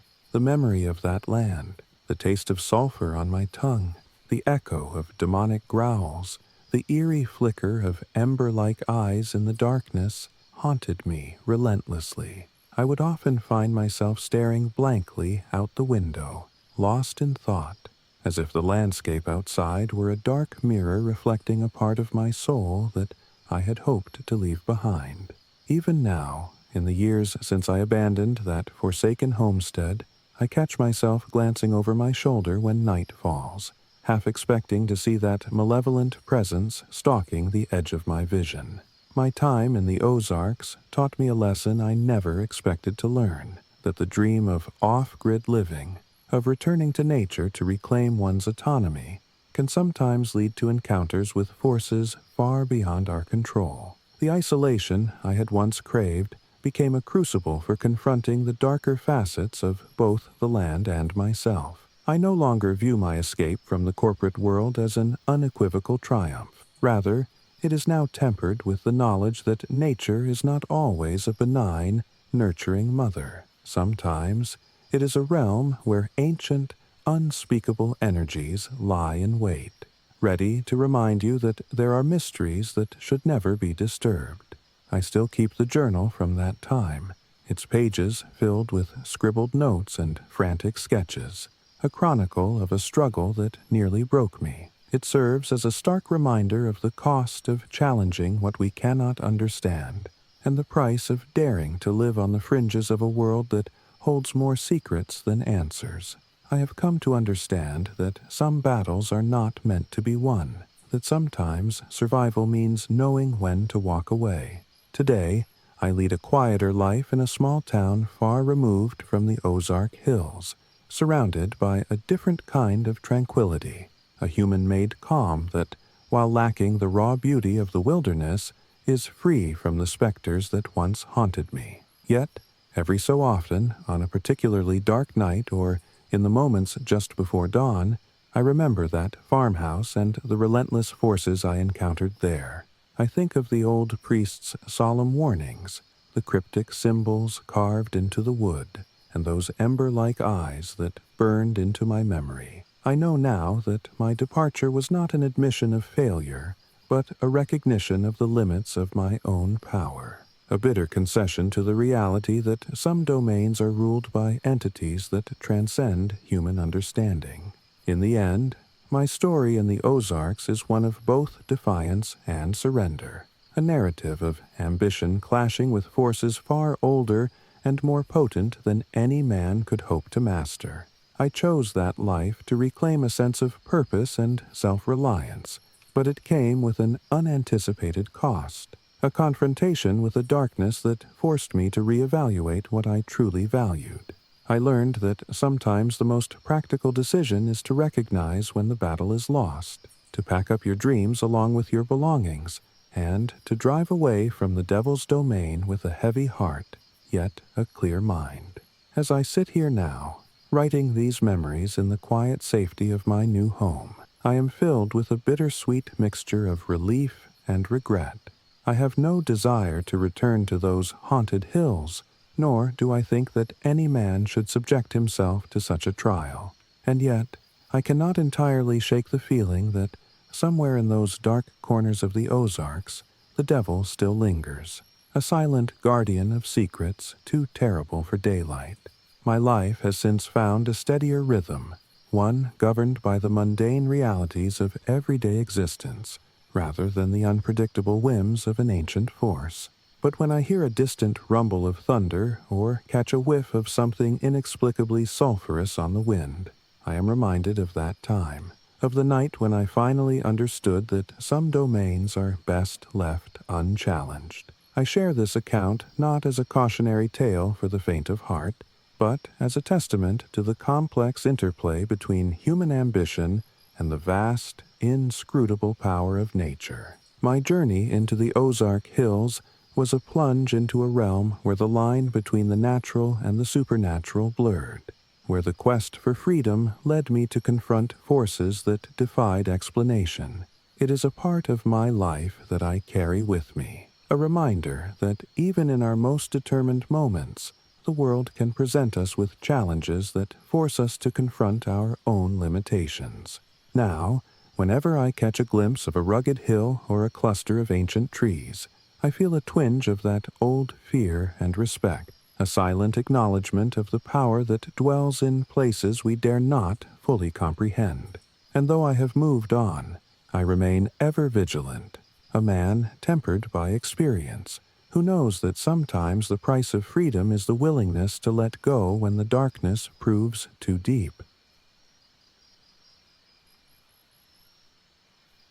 I still remember the day I drove north, leaving behind the brittle remains of my past and the clamor of a world that no longer felt like mine. I had lost more than I could ever put into words, a part of myself, a cherished memory, and the promise of healing lay, I hoped, in the silent, endless stretches of the Chequamegon-Nicolet National Forest in northern Wisconsin. The drive itself was a gradual peeling away of layers, each mile on the long winding road offering a chance to forget, if only for a moment, the relentless ache of loss. I arrived at a modest log cabin set among towering pines and ancient oaks, its weathered boards and steep roof a quiet testament to a life built on rugged simplicity. I had chosen this isolation deliberately, yearning for the kind of peace that only nature, in its raw and indifferent majesty, can provide. The cabin was a humble refuge. I found it in a secluded clearing where the forest opened to a patch of meadow, the ground soft and forgiving underfoot. The crisp scent of pine needles and damp earth filled the air, and even as the autumn sun began to dip behind the treetops, the world seemed to glow with an ethereal quiet. I spent the first few days acclimating to this new life, sweeping out dust and memories from corners that had long been neglected, mending the creaks in the wooden floor, and setting up a rudimentary system to gather firewood and water from a nearby stream. Each small act of restoration felt like a promise, a tentative commitment to healing that I desperately needed. I had come here with a writer's heart and an earnest desire to document every facet of my journey, a memoir of solitude, survival, and, perhaps, renewal. I set up my desk by a window that framed a view of the forest, its dense canopy a living tapestry of greens and browns, occasionally pierced by shafts of light. In the early days, I wrote about the beauty of each sunrise and the whispered secrets of the trees at dusk. But even as I lost myself in the slow, meditative rhythm of the forest, I could not shake the sense that something else lurked at its edges, a presence that defied the peaceful facade of nature. At first, it was little things. One morning, I discovered that the small traps I had painstakingly set along the perimeter of my property, simple contraptions intended to catch the occasional rabbit or squirrel, had been completely dismantled overnight. The bait lay undisturbed, yet the delicate snare had been unfastened and laid out in a neat, almost deliberate circle around the cabin. I recall standing there in the dim light of dawn, heart pounding in quiet disbelief as I surveyed the mysterious tracks in the soft, dewy earth. They were large, far too large to belong to any creature I could readily identify, and they seemed to encircle my sanctuary with an eerie precision that set my nerves on edge. I tried to convince myself that it was nothing more than an overzealous animal, perhaps a bear or a wolf, curious about the sudden appearance of a human dwelling in its territory. But the prints, with their deep, indented grooves, and the way they pressed into the ground as if deliberately marking their territory, hinted at something far more unsettling. Over the next few nights, as the wind picked up and the forest darkened into an impenetrable sea of silhouettes, I began to notice strange sounds that defied the natural chorus of the wilderness. In the heavy silence of midnight, when the world outside was reduced to the occasional rustle of branches and the distant call of an owl, I heard it, a low, guttural growl that vibrated through the stillness, punctuated by the sound of something heavy scraping across the forest floor. At first, I thought it might be my imagination, the result of long hours spent alone in a place that was as beautiful as it was isolating. But the sound persisted night after night, sometimes soft and almost mournful, other times a fierce, primal roar that sent shivers down my spine. There were moments when I would lie awake, straining to distinguish the sound of my own heartbeat from the unsettling noise beyond the cabin walls, and I began to feel that I was no longer alone. My dreams, too, grew restless, I began to see shapes in the darkness, vague, shifting silhouettes that moved at the edge of my vision. In one recurring nightmare, I found myself wandering a labyrinthine forest with no end in sight, the trees twisting into grotesque forms and the ground beneath me marked with enormous, clawed tracks.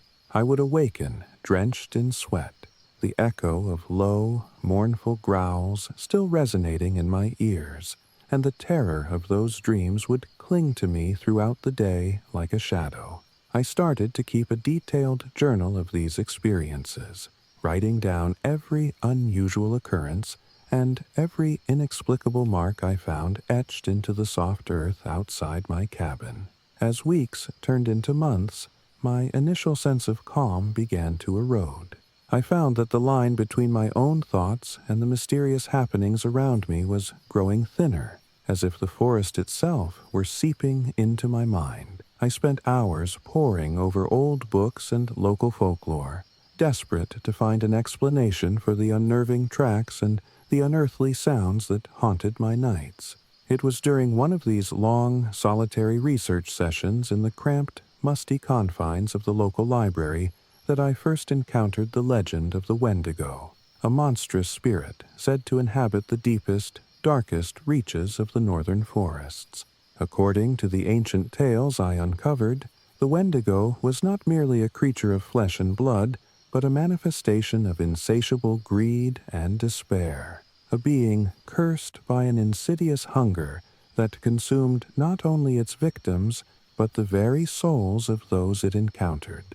The legends, passed down through generations of indigenous peoples, spoke of a creature that could assume both human and animal forms, its appearance marked by gaunt, skeletal features and eyes that burned with an unholy light. In those accounts, the Wendigo was not just a predator, but a harbinger of doom, a force that brought with it a deep, existential terror that threatened to unravel the very fabric of reality. The more I read, the more I began to see disturbing parallels between the legends and the strange occurrences around my cabin. The large tracks I had discovered, the low growls echoing in the darkness, even the unsettling dreams that plagued my sleep, all seemed to hint at the presence of something ancient and malevolent, something that defied the boundaries of the natural world. I couldn't dismiss the possibility that I had unwittingly disturbed a force that was far beyond my control, a force that had taken root in the very heart of the forest. One chilly evening, with the first hints of winter beginning to seep into the air, I resolved to confront this growing terror head-on. I prepared myself for a night of vigilance, determined to document any further signs of the creature's presence and, if possible, to make contact with whatever spirit haunted my new home. I secured my cabin as best as I could, reinforcing doors and windows, and then ventured out into the darkened woods armed only with a flashlight, a notebook, and a small collection of charms and tokens that I had gathered from the local Native American community. A gesture of respect and a desperate plea for protection. The forest was transformed under the veil of night. The once comforting rustle of leaves and the gentle whisper of the wind now carried an undertone of menace, as if every branch and every shadow were imbued with a secret intent. I walked slowly, deliberately, my breath visible in the cold air, every sound amplified in the oppressive silence. The beam of my flashlight danced across the ground, illuminating scattered patches of frost and the occasional glint of a dewdrop clinging to a blade of grass. I followed the faint, deliberate impressions in the snow, large, unsteady tracks that wound their way through the forest like a trail of breadcrumbs leading deeper into the unknown. The further I ventured, the more the sense of dread grew. I came upon a small clearing where the trees opened up to reveal a dark, foreboding sky punctuated by a solitary, gnarled oak. The tracks converged at its base, as if the creature had paused there, perhaps to rest or to mark its territory. I knelt by the tree, examining the impressions in the frosted ground. They were unmistakable, broad, deep, and filled with an unnatural rhythm that belied the randomness of nature. My hands trembled as I sketched the outlines in my journal, the pencil lines a desperate attempt to capture something that seemed to defy description. Then, from somewhere beyond the clearing, I heard it, a low, rasping growl that seemed to emanate from the very depths of the forest.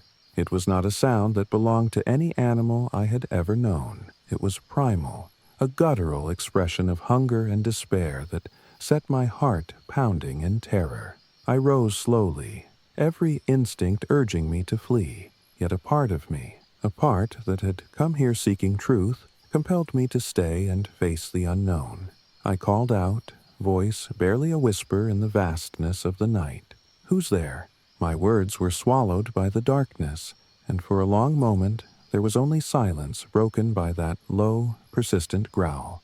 I retreated back towards the cabin with a sense of urgency, my mind a whirlwind of conflicting emotions, fear, curiosity, and a desperate need to understand. Once inside, I locked every door and window, bolting myself in as the night deepened. I spent the rest of the evening huddled by the fireplace, the dancing flames a fragile barrier against the cold, unyielding presence that I sensed outside. My thoughts turned to the indigenous legends I had read, and I recalled the advice of a local tribal elder I had met during one of my earlier trips into town. He had spoken of the Wendigo not merely as a monster, but as a symbol of the darkest aspects of human nature, a reminder that unchecked hunger and despair can transform even the most ordinary of beings into something monstrous.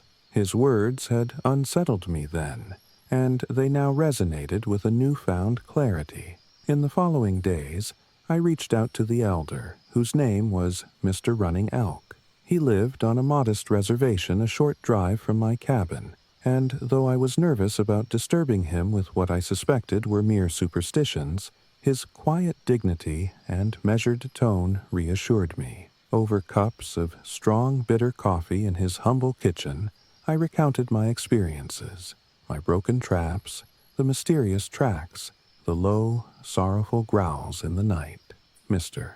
Running Elk listened intently, his eyes dark and serious, as if weighing my words against the ancient wisdom he carried. When I finished, he spoke softly. "Sometimes the land reveals its pain in ways we do not understand. The Wendigo is not just a creature of legend, it is a reflection of the hunger that can consume a soul when it is left unchecked. You must show respect, and you must be cautious. The forest is alive, and it does not take kindly to those who disturb its balance." His words, steeped in the gravity of generations, did little to ease my mounting dread, yet they offered a glimmer of guidance, a path to understanding the forces I was up against. I took his advice to heart, and over the next several nights, I began a series of quiet, deliberate rituals designed to honor the land and to ask for protection. I arranged small offerings of food and water at the edge of the clearing, carefully placing them beneath the gnarled oak where the tracks converged. I whispered prayers in a language I had learned from Mr. Running Elk, words that resonated with a timeless quality, echoing the ancient rhythms of the forest.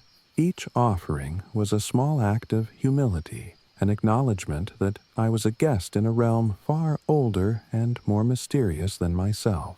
Despite these efforts, the presence of the Wendigo, or whatever force had taken on that terrible name, continued to make itself known. Nights became a trial of endurance, punctuated by the sound of scraping footsteps outside my cabin and the distant, unearthly moan of wind that carried with it a hint of despair. I began to feel as though the forest were watching me, every rustle of leaves and every shifting shadow a silent reminder that I was not alone. My sleep became fragmented, filled with visions of towering, emaciated figures that lurked at the edges of my dreams, their eyes empty and accusatory. I would awaken in a cold sweat, the memory of those spectral shapes lingering long after dawn. In the midst of this growing horror, I found myself questioning the very nature of my quest. I had come to these woods seeking solitude and inspiration, a chance to heal and to write the next chapter of my life, but what I encountered instead was a mirror reflecting my deepest fears. The legend of the Wendigo, with its grim symbolism of insatiable hunger and spiritual decay, seemed to embody not only the darkness of the forest, but the darkness within myself. I spent long hours wandering the perimeter of my property, lost in thought, as I tried to reconcile the beauty of the towering pines with the malevolent energy that pulsed beneath the surface. One particularly bitter night, when the wind howled like a chorus of lost souls, and the moon was obscured by swirling clouds, I resolved to confront the terror head-on. I gathered my courage and, armed with a lantern and a journal, stepped out into the freezing darkness. I walked slowly toward the clearing by the oak, determined to find answers. The snow crunched beneath my boots as I moved, each step a deliberate defiance of the fear that had gripped me for so long. In the pale glow of the lantern, I could see the tracks clearly, a series of massive, unmistakable impressions that led directly to the tree. I knelt there, my breath pluming in the cold air, and traced the outlines with trembling fingers, trying to commit every detail to memory. It was then that I heard a sound so subtle, yet so chilling, that I froze in place.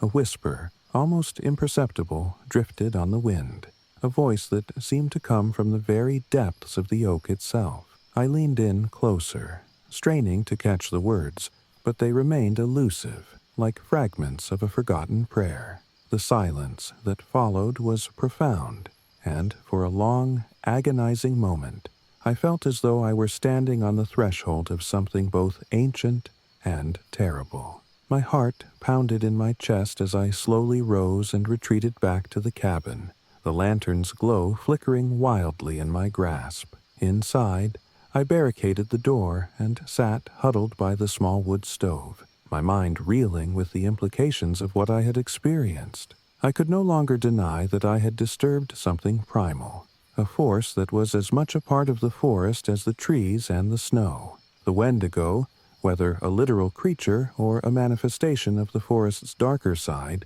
had made its presence known in a way that could not be ignored. My attempts to protect myself and to appease the ancient power had only deepened the sense of foreboding that now saturated every corner of my existence. In the days that followed, I intensified my efforts to document every sign, every sound, every inexplicable event.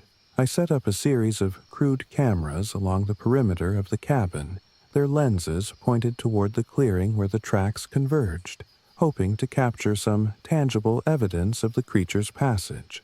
I spent long hours poring over the recordings, each frame a frozen moment in time that held the potential to reveal the truth. But despite my best efforts, the cameras captured nothing more than the shifting shadows of the forest and the occasional gust of wind stirring the fallen leaves. It was as if the presence itself was intent on remaining unseen, a ghost in the machine of nature. I also began to write fervently in my journal, pouring out my fears and frustrations in a desperate bid to understand the inexplicable. I wrote about the quiet terror that filled me each night, about the way the forest seemed to breathe and watch with a malevolent consciousness. I scribbled down descriptions of the tracks, the eerie sounds, and the haunting dreams that plagued my sleep. In those pages, I sought not only a record of my experiences, but a way to exorcise the growing darkness that threatened to consume me. I even tried to reach out to Mr. Running Elk again, hoping that his wisdom could shed some light on the curse that seemed to have fallen over my isolated life. His advice was cryptic, a blend of spiritual caution and an acknowledgement that some mysteries were best left unsolved. "You must listen to the land," he told me, his voice low and grave, "and learn its language. But be careful. Sometimes the language of the forest speaks in riddles that lead only to sorrow." That night, as I sat by the fire with his words echoing in my mind, I realized that my quest for healing might come at a price I was not willing to pay. The forest, with all its beauty and brutality, had revealed its dark underbelly. and I could feel that the presence of the Wendigo was only growing stronger, more insistent with each passing day. My determination to capture its essence in words was being overshadowed by a gnawing, all-consuming terror, a fear that, in the end, I might lose not only my sense of self, but my very soul. The final turning point came on an evening when the winter air was at its sharpest, and the moon hung low and blood-red in the sky. I had stayed awake, pacing the confines of the cabin as the night deepened, each minute stretching into an eternity of anxious waiting. Then, just as the clock neared midnight, I heard it again, the low, haunting growl that vibrated through the frozen silence, accompanied by a scraping sound that sent a chill racing down my spine. I could feel it, a presence right outside the cabin, as though the Wendigo had finally decided to make itself known in full. My hands trembled as I gripped the worn leather strap of my journal, and I mustered the courage to approach the window.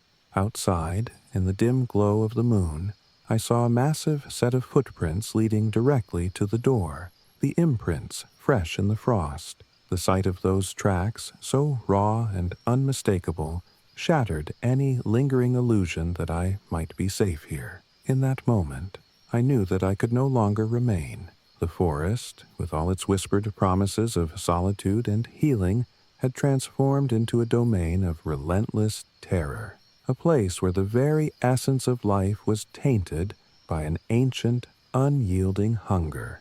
With a heavy heart, I packed the few belongings that I could salvage, my journal, a stack of notebooks filled with my frantic scribbles, and the remnants of a once hopeful spirit, and I left the cabin behind. I drove away slowly, the landscape blurring into a monochrome of snow and shadow as I left the cursed territory of the Wendigo behind. The drive back to civilization was a blur of exhaustion and relief, intermingled with a profound sadness that I would carry with me forever. Even now, when I catch a glimpse of frost-laden trees or hear the distant echo of a wind that sounds almost like a mournful lament, I am reminded of those long, harrowing nights in the northern woods. I learned that solitude, no matter how pure the intention behind it, can sometimes lead us into the darkest corners of our own hearts and the world around us. The Wendigo, whether a literal beast or a symbol of the hunger that can corrupt the soul, remains etched in my memory as a reminder that some forces are too vast, too ancient, and too indifferent to be tamed by human will alone. I share this account not as a tale of triumph over the unknown, but as a solemn record of a chapter in my life when I ventured too deeply into the wild, and found that nature holds secrets that no mortal can fully comprehend. I left the forest with a mixture of relief and regret, a bittersweet understanding that while I had sought to reclaim a sense of peace and self through isolation, I had instead encountered a darkness that demanded its own tribute.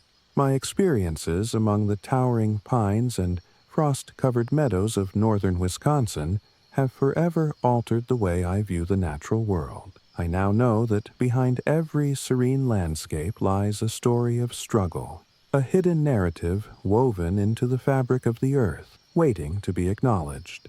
In the quiet moments of my current life, when the night is still and the wind whispers through city streets, I sometimes close my eyes and remember the sound of that low, inexorable growl, and the sight of those massive tracks pressed into the snow.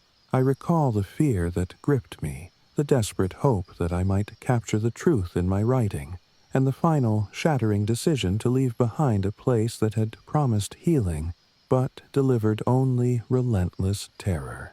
I have come to accept that some mysteries are best left in the silent embrace of the wilderness, where the echoes of ancient hunger and despair continue to roam unchecked. That chapter of my life, though painful, taught me much about the limits of solitude and the boundaries between our world and the unfathomable depths of nature. I learned that healing sometimes comes not from isolation, but from acknowledging and embracing the light and the darkness within us all. The forest, in its infinite complexity, remains both a source of solace and a reminder of our fragility, a testament to the fact that while we may seek refuge in its vastness, we are never truly alone. Now, as I look back on those days with a mix of sorrow and gratitude, I am determined to use my experiences not to fuel further fear, but to remind myself and others of the delicate balance between our need for solitude and the vast, untamed power of nature. I continue to write, to reflect, and to honor the memories of that time, even as I strive to rebuild a life grounded in hope and the gentle light of understanding. The Wendigo, as much as it represented an external horror, was also a mirror, a reflection of the hunger and pain that can reside within each of us when we are left to our own devices. And in that reflection, I found not only terror but also the seed of a profound, if bittersweet, wisdom. I no longer dwell in the northern woods, nor do I seek solace in the isolated wilds that once promised a cure for my grief. Instead, I have learned that sometimes the greatest act of survival is to return to the warmth of community, to share our burdens and our stories with those who understand that the line between nature and nightmare can be perilously thin. Even now, I catch myself glancing over my shoulder when the wind picks up on cold nights, half expecting to see the ghostly outline of a creature long gone. And though I know that I have left that dark chapter behind, the memory of those days, etched in every footprint in the snow and every low, mournful growl in the dead of night, remains a part of me. This is my story of the Wendigo, not as a monstrous fable from a forgotten legend, but as a tangible, living memory of a time when the forest revealed its most secret and sorrowful truths. I write these words in the hope that they serve as a reminder that nature, in all its beauty and terror, demands our respect, and that some mysteries are too potent, too profound to be fully unraveled by human hands. In every shadow, in every silent clearing beneath the ancient pines, there lies a story waiting to be heard, a story of hunger, despair, and the relentless, unyielding power of the wild. And so, with a heart that is both heavier and wiser, I carry on. My journey has taken me far from that frozen forest of northern Wisconsin, but the lessons I learned there will remain with me always, a testament to the wild, beautiful, and sometimes unmerciful nature of life itself. I woke up one crisp autumn morning to a sunrise that seemed to set the high desert mountains ablaze with a fire of orange and red, a sight that took my breath away and promised a day filled with creative wonder. I am Miguel Alvarez, a painter in search of something raw and transformative, and I had come to the rugged outskirts near Taos, New Mexico, seeking refuge from the relentless clamor of the city and a chance to rediscover my soul amid nature's ancient rhythms. My off-grid cabin, a small adobe structure tucked against a backdrop of rocky outcrops and whispering junipers, had become my sanctuary. It was a place where every shifting shadow and every gust of wind felt like a brush stroke in a living masterpiece, and, for a while, I believed that the solitude would heal the fragments of a spirit long battered by urban chaos. The first days were a medley of peaceful routines. I spent my mornings sketching on the rough-hewn wooden porch, capturing the interplay of light and stone, and my afternoons were devoted to wandering the winding trails that led into the hills. I reveled in the tactile beauty of the land, the gritty texture of sun-baked earth, the delicate crunch of dry sage underfoot, and the muted chorus of coyotes and distant birds echoing through the canyons. Each moment brimmed with the possibility of artistic revelation, and I immersed myself in the solitude with an almost reverent passion. Yet, from the very beginning, there was a subtle undercurrent of unease that I couldn't shake. At first, it was the peculiar feeling that I was being observed, not by human eyes but by something otherworldly lurking in the periphery of my vision. One afternoon, while I was setting up my easel near a cluster of ponderosa pines, I noticed a series of footprints in the soft dust. At first glance, they appeared to be those of a small animal, perhaps a fox, yet something about them was off. The prints were unnaturally elongated and seemed to shift shape as I studied them, as if the form itself was uncertain, a blend of human and beast that defied classification.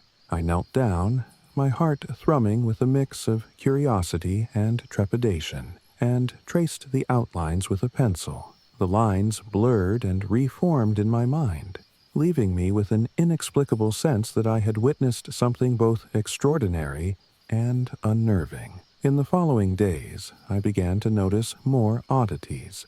I would leave my studio to fetch water from a nearby spring, only to find the path altered ever so slightly, as though something had passed by in the dead of night and rearranged the natural order. I'd catch glimpses of dark, shifting silhouettes darting between the junipers, shapes that seemed to melt into the shadows when I tried to focus on them. At dusk, as the sky turned from fiery orange to a deep, inky blue, I heard faint whispers carried on the wind, soft murmurs that were almost like a language, half forgotten and half remembered. I found myself wondering if my solitude had awakened memories in the land itself, memories of ancient rites and old legends that defied modern explanation. One night, I lay awake on a creaking cot, the cool desert air slipping through the cracks of the adobe walls. The silence was thick, punctuated only by the distant cry of a lone coyote. I was half asleep when I became aware of a sound, a subtle rustling outside my window, like the slow, deliberate tread of footsteps on loose gravel. My pulse quickened, and I fumbled for the flashlight on my nightstand. I cracked open the shutter and peered out into the darkness. For a split second, I caught a glimpse of a figure standing under the glow of a pale moon. It was too tall to be a man, and yet it moved with a fluid, almost animalistic grace. The eyes, if they could be called that, glinted briefly, a pair of amber orbs that vanished into the gloom as quickly as they had appeared. I closed the shutter and pressed my back against it, heart pounding and mind racing. Had I truly seen something supernatural, or was my imagination playing tricks on me in the quiet isolation? The next morning, my creative mood was tainted by a lingering anxiety. I tried to focus on my work, mixing vibrant colors on my palette and attempting to capture the surreal beauty of the high desert in my brush strokes. But every time I dipped my brush into the paint, I found my thoughts wandering back to the mysterious footprints and that fleeting, unsettling gaze in the darkness. I resolved to retrace my steps later in the day, determined to understand the source of these inexplicable signs. With my sketch pad tucked under my arm, I set out on a walk toward the area where I had seen the footprints. The light was soft and low, casting long shadows across the rocky trail. As I walked, I couldn't shake the feeling that I was being led somewhere, that the land itself was beckoning me to uncover a secret long buried beneath the surface. I reached a small clearing where the ground was littered with broken twigs and a scattering of stones arranged in what appeared to be deliberate patterns. I knelt to examine the marks more closely, and as I did, I noticed that the soil bore fresh impressions, larger, deeper, and far more erratic than before. These new prints suggested a creature that was not fixed in form. In some areas, the tracks were almost human-like, with the suggestion of toes and arches. In others, they resembled the paws of a large animal, complete with elongated claws that dug deep into the earth. A chill ran through me as I realized that what I had been encountering might be the work of a shapeshifter, a being capable of assuming different forms at will, its true nature as elusive as the shifting patterns in the dust. The legends of the local Navajo and Pueblo peoples, which I had studied in fragments during my research, had hinted at such creatures, skinwalkers, beings who could transcend the boundaries of human and animal, taking on forms that defied the natural order. But I had never truly believed in these stories until now.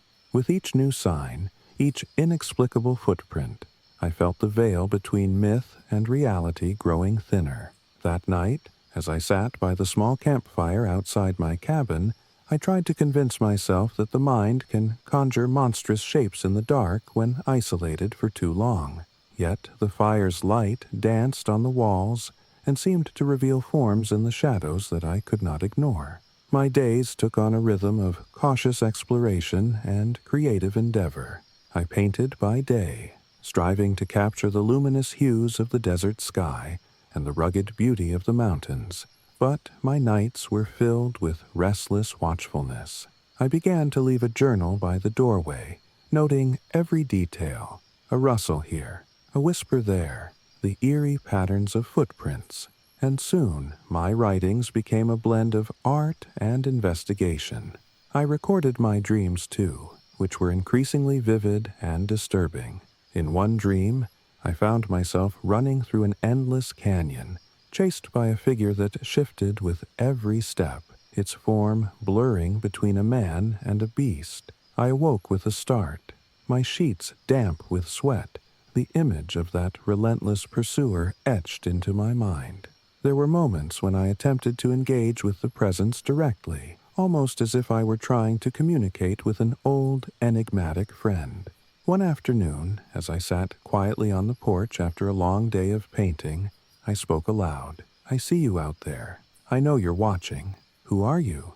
The words trembled on my lips, carried away by the wind into the endless blue of the sky. For a long moment there was silence, and then I thought I heard a faint, echoing sound, a whisper that might have been a laugh or perhaps a sigh. It was so soft that I couldn't be sure if it were real or just a trick of the mind. That brief exchange left me both intrigued and unnerved.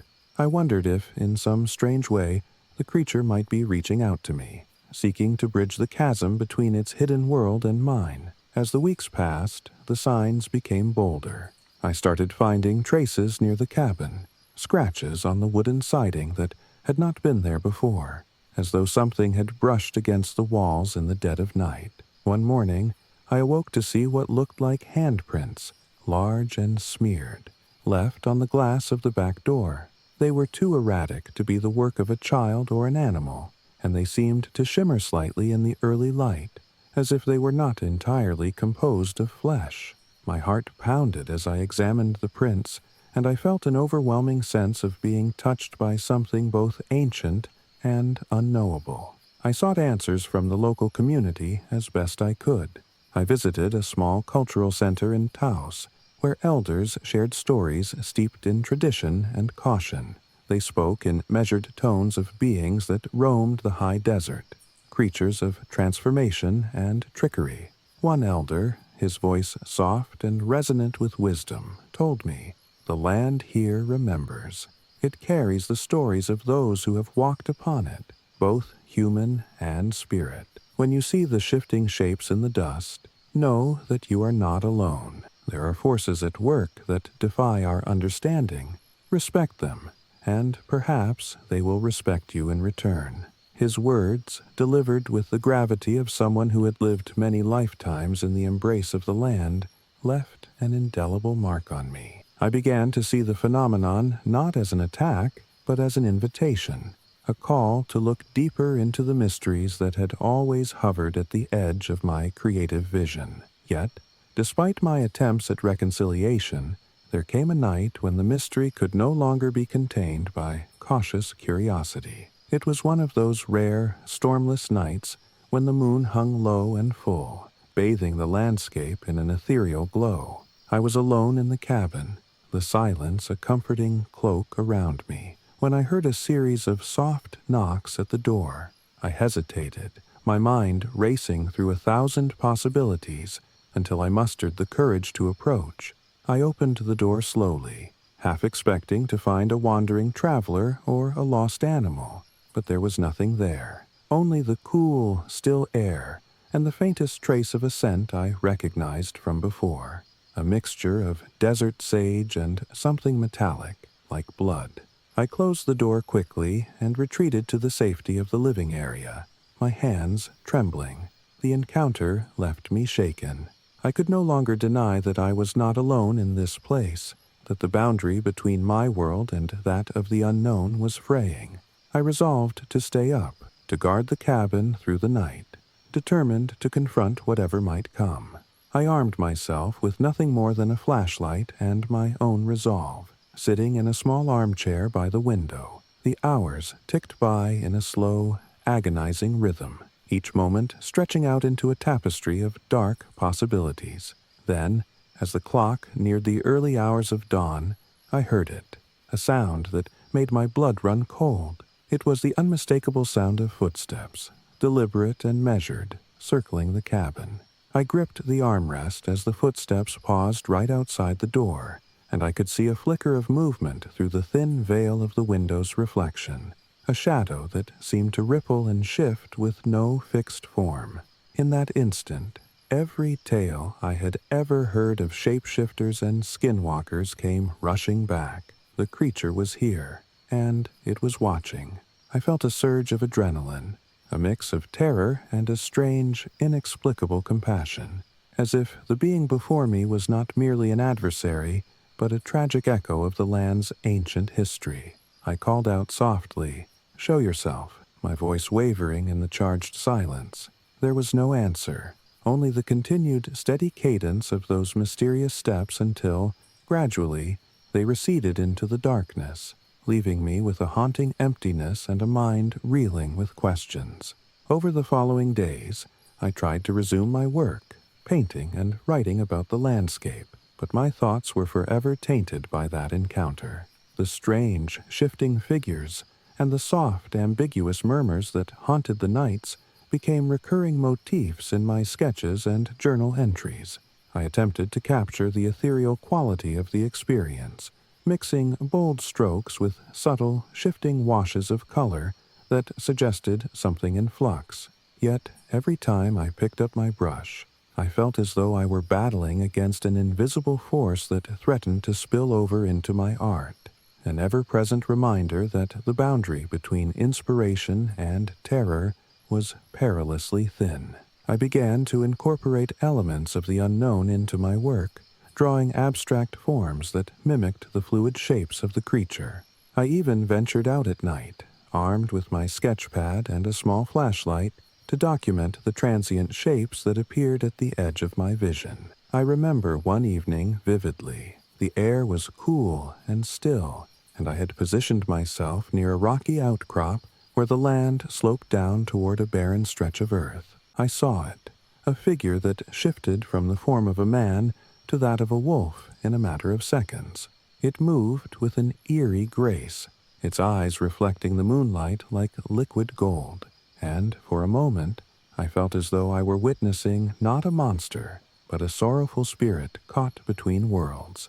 I scribbled furiously in my pad, my hand trembling with both awe and fear, as the figure melted into the darkness and vanished without a trace.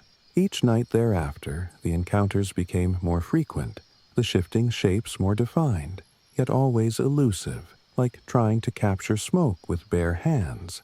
I found myself oscillating between a desire to confront this entity and a deep, instinctual urge to flee. In the quiet hours before dawn, I would sometimes speak aloud to the shadows, asking questions without expecting answers. A conversation with the very soul of the desert. "What do you want from me?" I asked on one such night, my voice barely audible over the whisper of the wind. All I received in return was the rustle of agave leaves and the distant call of a night bird, as if the answer was meant to be felt rather than heard. The tension reached its peak one particularly cool, clear night when the sky was awash with stars, and the silence seemed to pulse with an unseen presence. I sat on the porch, a cup of lukewarm coffee in hand, trying to ground myself in the familiar rhythms of the night. Suddenly, a figure emerged from the darkness, a silhouette that moved with a deliberate, almost ritualistic pace. The figure paused under the light of the full moon, and in that frozen moment, I felt an overwhelming surge of empathy. It was as though the creature carried within it a deep, aching sorrow, a loneliness as profound as my own. I called out softly, "I'm here. I'm not your enemy." There was a long pause, and then, in a voice that seemed to resonate from the very depths of the earth, a whisper, so faint I could scarcely be sure it was real, replied, "I remember." Those words, simple yet laden with centuries of grief and regret, echoed in the stillness and broke something open inside me. From that night onward, the encounters changed subtly. The creature no longer appeared as a harbinger of terror, but as a silent companion in the twilight hours, a shifting presence that seemed to carry the weight of forgotten stories. I began to record these moments with a careful reverence, writing down every detail in my journal and attempting to capture the ephemeral beauty of the encounter on canvas. I painted its form in layers of shadow and light, trying to convey the tragic duality of its existence, the part that was monstrous and the part that was heartbreakingly human. I found, in the act of creation, a strange sort of communion with the unknown, a tentative understanding that the shapeshifter was as much a part of the land as the rugged mesas and starlit skies. There were still nights when the fear would return in sudden, icy bursts, a scraping at the door, an unexpected flash of eyes in the darkness. But overall, a kind of fragile peace settled over my solitary existence. I learned to navigate the blurred boundary between my inner world and the wild mystery of the Taos highlands. I came to realize that the creature, with all its shifting forms, was a mirror reflecting my own vulnerability and the hidden parts of my soul that I had long tried to bury beneath layers of paint and ambition.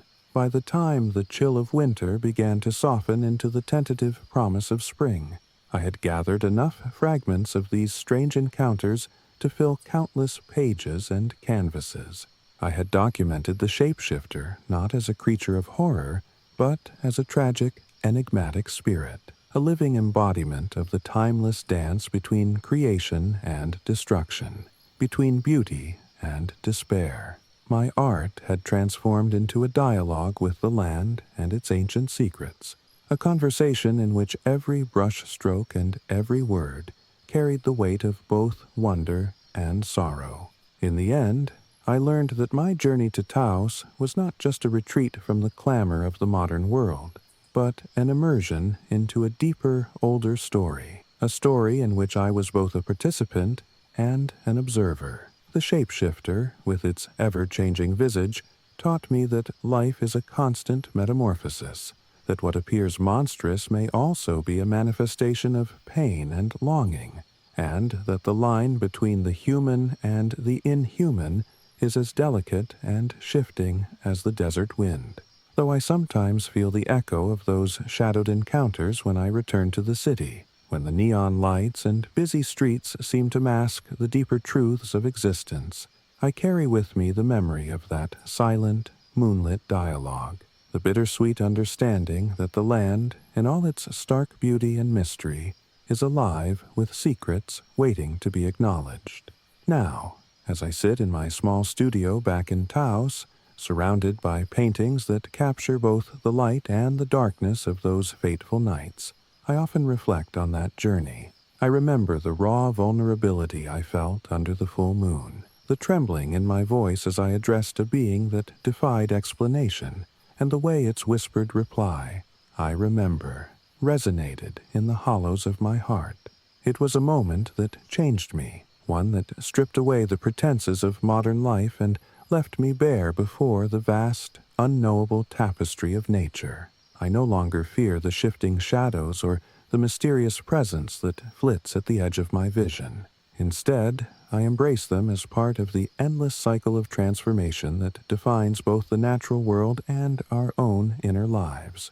My cabin near Taos remains a place of creative refuge, a space where art and mystery converge, where every sunrise and every whisper of wind carries the potential for revelation. And though I know that the shapeshifter still roams the high desert, its form ever-changing, and its presence a silent testament to the land's ancient soul, I have come to accept it as a part of the intricate story of existence. In the end, my time here taught me that inspiration often comes at the price of confronting our deepest fears, that beauty and terror are two sides of the same coin, and that the most profound art arises from embracing the mysteries that lie hidden in the shadows.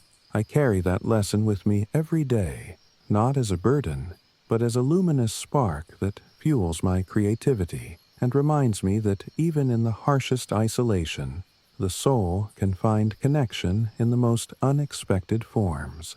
And so, I continue my journey, painting, writing, and listening to the quiet language of the wind and the stones. I honor the memory of that elusive figure with every stroke of my brush, each one an attempt to capture the ephemeral truth of a world that is always shifting, always evolving. The shapeshifter of Taos, a silent witness to the passage of time and the mingling of dreams and reality, remains with me as both muse and mystery, a reminder that the most profound stories are those that lie hidden in the spaces between our understanding and the vast, uncharted wilderness of the heart. I still remember the day I drove away from the city, a day heavy with both hope and trepidation, when I left behind the ceaseless clamor of urban life in search of a sanctuary for my family. I, Linda Foster, a mother with an unwavering determination to protect my children and nurture their fragile hearts, had long dreamed of a home where laughter could flourish without the harsh edge of city danger. The promise of a renovated farmhouse nestled in the rolling hills of the Shenandoah Valley, Virginia, seemed to beckon me like a long-lost refuge. The drive there was a bittersweet blend of anticipation and melancholy as I passed vast expanses of green, gently undulating fields, and ancient, time-worn trees that whispered of histories too profound for urban life. I believed that in that timeless landscape I could finally create the haven my children and I deserved. Our new home was every bit as charming as it appeared in the faded brochures. A sturdy, weathered farmhouse, lovingly restored to preserve its rustic character while embracing the practical demands of modern, off-grid living. I still recall the moment I stepped through the creaking front door for the first time. The air was cool and scented with aged wood and the promise of new beginnings, and every room seemed to echo with memories of laughter and long-forgotten lullabies. My husband and our two children, Sophie and Ben, soon adapted to our new life as we set about making the house our own, repairing broken fixtures, tending to a modest garden, and filling each corner with personal touches that spoke of our hopes for the future. For a time, the days passed in a gentle, almost idyllic rhythm. Mornings were spent together over cups of strong coffee and the quiet murmur of birdsong outside the window. Afternoons found us tending to the garden, reading under the dappled light filtering through old oak trees, and sharing stories that grew sweeter with each retelling. Evenings were reserved for family dinners by the warmth of a crackling wood stove, and later, bedtime stories that lulled Sophie and Ben into peaceful slumber. I took solace in the thought that we had escaped the frenetic pace and dangers of city life, and I poured every ounce of love and care into making this place a true sanctuary, a haven free from the hidden perils of the modern world. But, as the weeks melted into months, an unsettling undercurrent began to stir in the quiet corners of our new life. It started with small, almost imperceptible things. At first, I chalked them up to the quirks of an old house settling into its new rhythms. One evening, as I was tidying up the living room, I noticed a child's toy, a small, worn-out wooden doll that I was certain had not belonged to any of us, resting on the windowsill. Its painted face, though faded, seemed to hold an inexplicable sorrow. I placed it aside, assuming that perhaps a previous occupant had left it behind, unaware of its significance. But that was only the beginning. Soon after, my children began to speak of mysterious encounters that I could hardly believe. Sophie, the more imaginative of the two, told me that she had made friends with other children who appeared in the garden at twilight. These were children no larger than her, with delicate features and eyes that shone with a strange, distant light. At first, I assumed it was just her creative play. After all, children have a way of transforming the ordinary into the extraordinary. But then Ben, usually so practical and reserved, mentioned that he too had seen these ghostly playmates. He described the sound of soft giggles and whispered voices trailing behind him when he was alone, and once even claimed that a faint silhouette had lingered by his bedroom door just before he awoke in the middle of the night. I began to notice small traces of their presence as well. Scribbled drawings appeared on the walls in places I swore had been bare just the day before. A series of childlike sketches depicting scenes of a family playing under an ancient tree, or a small handprint pressed against the glass of a window. At first, I rationalized that my husband or the children, in a moment of mischief, had left these behind. But as the evidence mounted, delicate footprints in the dewy grass near the back door, the echo of laughter in the dead of night, and inexplicable toys that would appear in the most unexpected places, I could no longer dismiss it as a harmless quirk of an old house with a storied past. Night after night, I found myself roused from sleep by the soft murmur of giggles echoing through the corridors, the sounds carrying a bittersweet melody that hinted at both joy and a deep, lingering sorrow. The atmosphere in the house grew thick with an intangible presence, a feeling that we were not entirely alone. I tried to maintain a calm facade for the sake of my children, but behind closed doors, I wrestled with mounting unease. I wondered if the echoes of lost voices and forgotten laughter were somehow intertwined with the history of the farmhouse itself, if the building, with its creaking floors and time-worn walls, held within it the lingering spirits of those who had once called it home. Determined to understand what was unfolding around us, I began to delve into the local lore.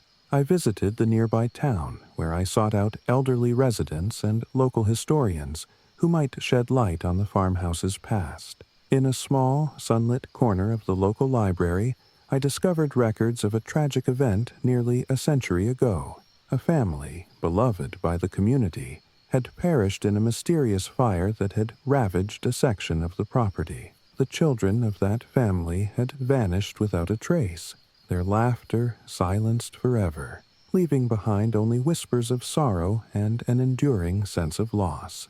I listened, heart heavy, as a kindly librarian recounted the legends. It was said that on quiet nights, the voices of those lost souls could still be heard, their playful laughter mingling with the winds that swept through the valley.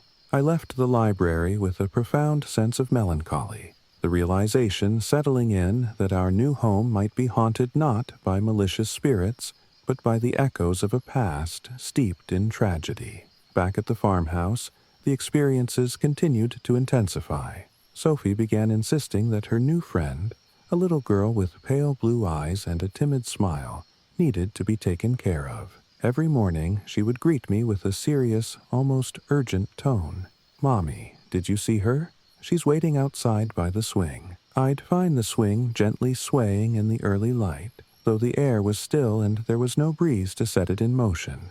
Ben, too, started drawing pictures of a smiling group of children playing in a field, the figures so vividly drawn that I could almost believe they were real. I would catch him gazing out the window for long stretches, as if expecting someone to appear in the midst of the afternoon sun. Their innocent insistence, coupled with the mounting evidence of unexplained activity, forced me to confront a truth that I had long resisted.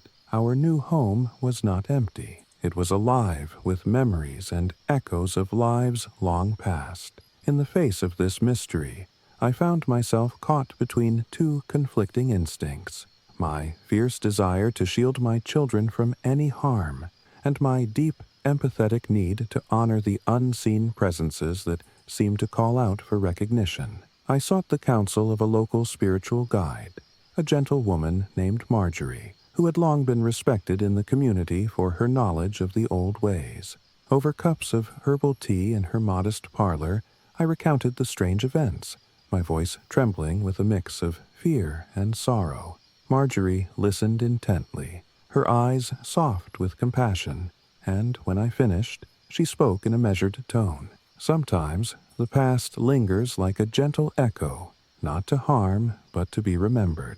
The souls of those who have left us behind sometimes remain tethered to the places they cherished. They are not here to cause you pain, but to remind you of the beauty and fragility of life. Her words did little to dispel the unease in my heart, yet they offered a glimmer of understanding, a possibility that perhaps these ghostly visitors were not malevolent forces to be exorcised, but restless spirits seeking solace and acknowledgement.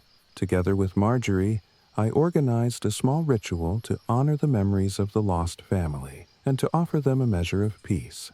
On a crisp autumn evening, as the setting sun painted the valley in hues of gold and crimson, we gathered in the farmhouse's modest backyard.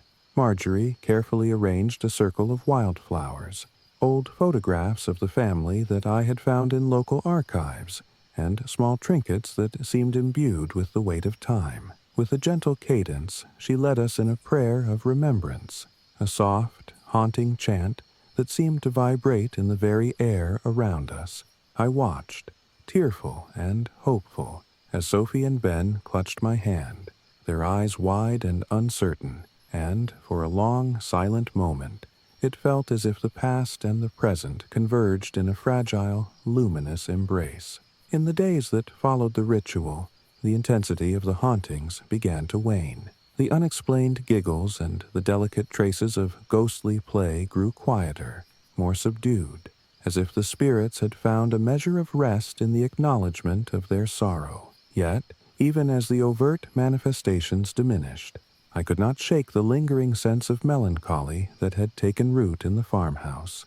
The air still carried the faint scent of old wood and whispered memories, and, in quiet moments, I would hear the soft echo of laughter in the distant corners of the house. I realized that while the ritual had brought some semblance of peace, the farmhouse would always be a repository for the echoes of a tragic past, a place where the joyful exuberance of childhood had been forever intermingled with loss. As winter approached, I found myself at a crossroads. On one hand, the farmhouse held a deep sentimental value, a reminder of our journey to seek refuge and the strength we had discovered in the face of the inexplicable. On the other hand, the lingering presence of those echoes, no matter how gentle they had become, had begun to cast a shadow over our daily lives. My children, though resilient, were sometimes unsettled by dreams of shadowy figures playing in the halls or by the soft, unexplained laughter that woke them in the middle of the night. Their innocent fears tugged at my heart, and I began to wonder if perhaps the cost of living in a place so steeped in memory and tragedy was too high for a young family. In a long, sleepless night, filled with whispered conversations with myself and tear-stained pages of my journal, I made the agonizing decision that, for the sake of my children's well-being, we needed to leave. I spent the following weeks packing our belongings with a heaviness in my heart, a bittersweet farewell to a home that had given us shelter and inspiration, yet also burdened us with the weight of the past. On the day we departed, the Shenandoah Valley wore the soft hues of early winter, the sky a quiet expanse of pale blue, as if nature herself were mourning our departure. I drove away slowly, watching the farmhouse recede into the distance, its silhouette framed against the low, gray horizon, and I couldn't help but feel that we were leaving behind a part of ourselves, a piece of our story that would forever be entwined with the echoes of lost childhoods. In the months that followed, as we settled into a new home in a nearby town, I often found myself reflecting on our time in the farmhouse. The memories remained vivid. The soft, ghostly giggles in the hallways, the small toys that appeared unbidden, the way my children's eyes would light up with both wonder and fear at the mention of unseen playmates. I came to understand that the farmhouse had been more than just a building. It had been a living chronicle of lives once lived, a silent witness to joy and sorrow intermingled. While the ritual with Marjorie had eased the raw intensity of the hauntings, it could not erase the subtle reminder that our lives were part of a larger tapestry, woven with threads of memory, loss, and the ceaseless passage of time. I continued to write in my journal, each entry a meditation on the delicate balance between the present and the past, between the tangible and the ethereal. I learned that while it was possible to create a safe haven by building walls and forging routines, some echoes are too deeply embedded in the soil of our history to be silenced entirely. They become part of the landscape of our souls, a quiet chorus that reminds us of both our strength and our vulnerability. I came to cherish the lessons of that time, the understanding that healing sometimes involves embracing not just the light, but also the shadows of what came before. Now, as I look back on those days with a mix of gratitude and wistfulness, I realize that the farmhouse in the Shenandoah Valley will always be a part of me. It taught me that the past, no matter how painful or fleeting, leaves its mark on our hearts, and that the echoes of lost childhoods and forgotten laughter can be both a source of inspiration and a call to compassion. I have learned to honor those memories without allowing them to dictate my every waking moment, to find beauty in the interplay between joy and sorrow, and to create a future that acknowledges the weight of what has come before. Today, my children are older, their fears of ghostly playmates gradually replaced by the secure warmth of family and understanding.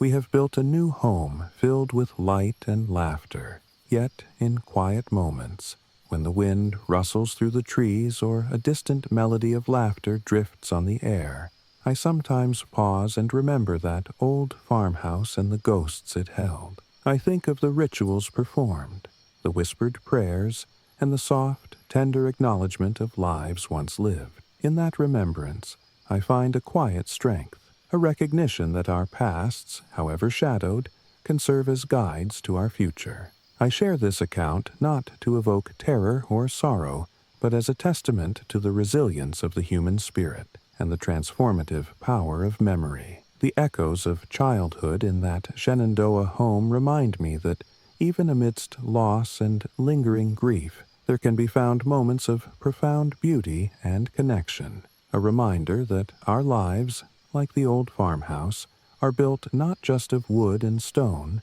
but of stories, love, and the enduring hope that tomorrow will bring new light. And so, as I continue on my journey, I carry with me the soft echoes of that time, whispers of laughter, faint traces of forgotten play, and the bittersweet knowledge that every place we call home is touched by the past. In that gentle remembrance, I find the strength to embrace the future while honoring the legacy of those voices that once played in the shadows of a long-ago childhood. I never imagined that the rational, ordered life I'd built for myself could unravel in a single, seemingly ordinary night. Yet there I was, sitting on the creaking wooden porch of my cabin in Witch's Hollow, a place so unremarkable on the map that most would overlook it, if not for its eerie name. I'm Benjamin Carter, and I've always prided myself on being a man of reason, a practical, analytical soul who trusted facts over folklore. I left the corporate world behind in pursuit of an off-grid existence here on the edge of the Willamette National Forest in northern Oregon, convinced that I could carve out a life of self-sufficiency and quiet reflection. I envisioned a future of early mornings spent tending my garden, afternoons devoted to careful repairs around the cabin, and evenings filled with the simple satisfaction of a life lived by one's own hand. What I didn't expect was that Witch's Hollow would gradually reveal itself as a repository for ancient, inexplicable forces. I first encountered the oddities on a late summer afternoon. The sky had begun its slow descent into twilight when I parked my weathered pickup beside the cabin, a modest, single-room structure built of rough-hewn logs, nestled among towering pines that seemed to whisper secrets in the wind. The cabin was isolated by design, a deliberate choice on my part to escape the distractions of modernity. I remember thinking then that every creak and groan of the old wood was simply the language of history, not something sinister. My first few days were spent organizing my life into neat routines, checking the generator, tending to a small vegetable patch, and mapping out the forest trails with a degree of precision that only someone accustomed to spreadsheets could muster. Yet, even as I settled into this new order, there were signs that something was amiss.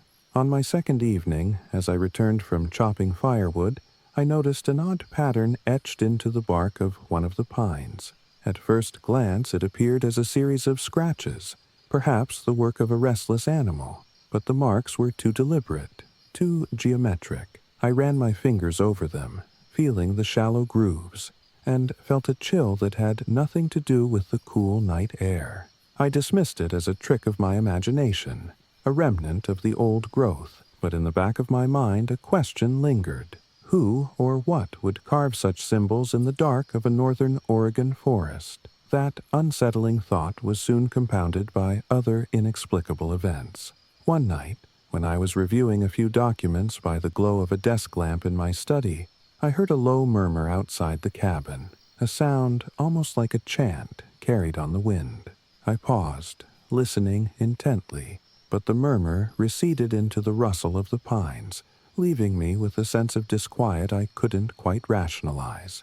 My rational mind insisted it was nothing more than the wind playing tricks on my ears, yet I couldn't shake the feeling that the sound was intentional, as if the forest itself were trying to communicate something. The true turning point came one stormless night a few weeks later. I was lying in bed, the hum of the generator a constant, familiar drone, when a sudden, sharp knock at the door jolted me awake. I froze, heart pounding, certain that no one should be out here at this hour. With a reluctant sigh, I rose and peered through the peephole. There was no one in the pitch darkness beyond the door, only the faint outlines of swaying trees and a lingering mist that obscured everything. I locked the door, told myself it must have been the wind, and tried to return to sleep. But the moment left me unnerved, as if I'd glimpsed a hidden presence I wasn't meant to see. In the days that followed, I began to notice more disturbances around the cabin. Tools that I'd meticulously organized would be found moved from their usual spots, and on several occasions I discovered strange, unfamiliar symbols drawn in chalk on the porch steps. At first, I assumed these were the acts of a mischievous local, or even the work of a prankster with a penchant for the macabre. But the symbols were not random scribbles. They were meticulously drawn, almost ritualistic in their precision, and they seemed to appear only at night. I started documenting every occurrence in a worn leather journal, the pages filling with sketches and frantic notes as I attempted to discern a pattern. The more I recorded, the more the symbols began to suggest something ancient, a language lost to time, evoking images of forgotten rites and secret covens. I tried to explain these phenomena away with logic and reason. After all, I had chosen this life to escape the chaos of urban superstition and to embrace a clear, unvarnished reality. Yet, as the days turned into weeks, my unease grew. One afternoon, while inspecting the perimeter of the property after a heavy rain, I stumbled upon a series of large footprints in the soft, muddy earth. They were far too large to belong to any animal native to these woods. A bear's imprint might be comparable, but these prints had a peculiar, almost humanoid quality to them, with a defined arch and an unsettling symmetry. I photographed them, took detailed measurements, and even sent the images to a local wildlife expert, who, after a thorough examination, admitted he had never seen anything like them. My rational mind rebelled against the notion that such prints could be anything other than a bizarre anomaly. Yet, deep down, I sensed that something was prowling the edges of Witch's Hollow, something that defied the natural order.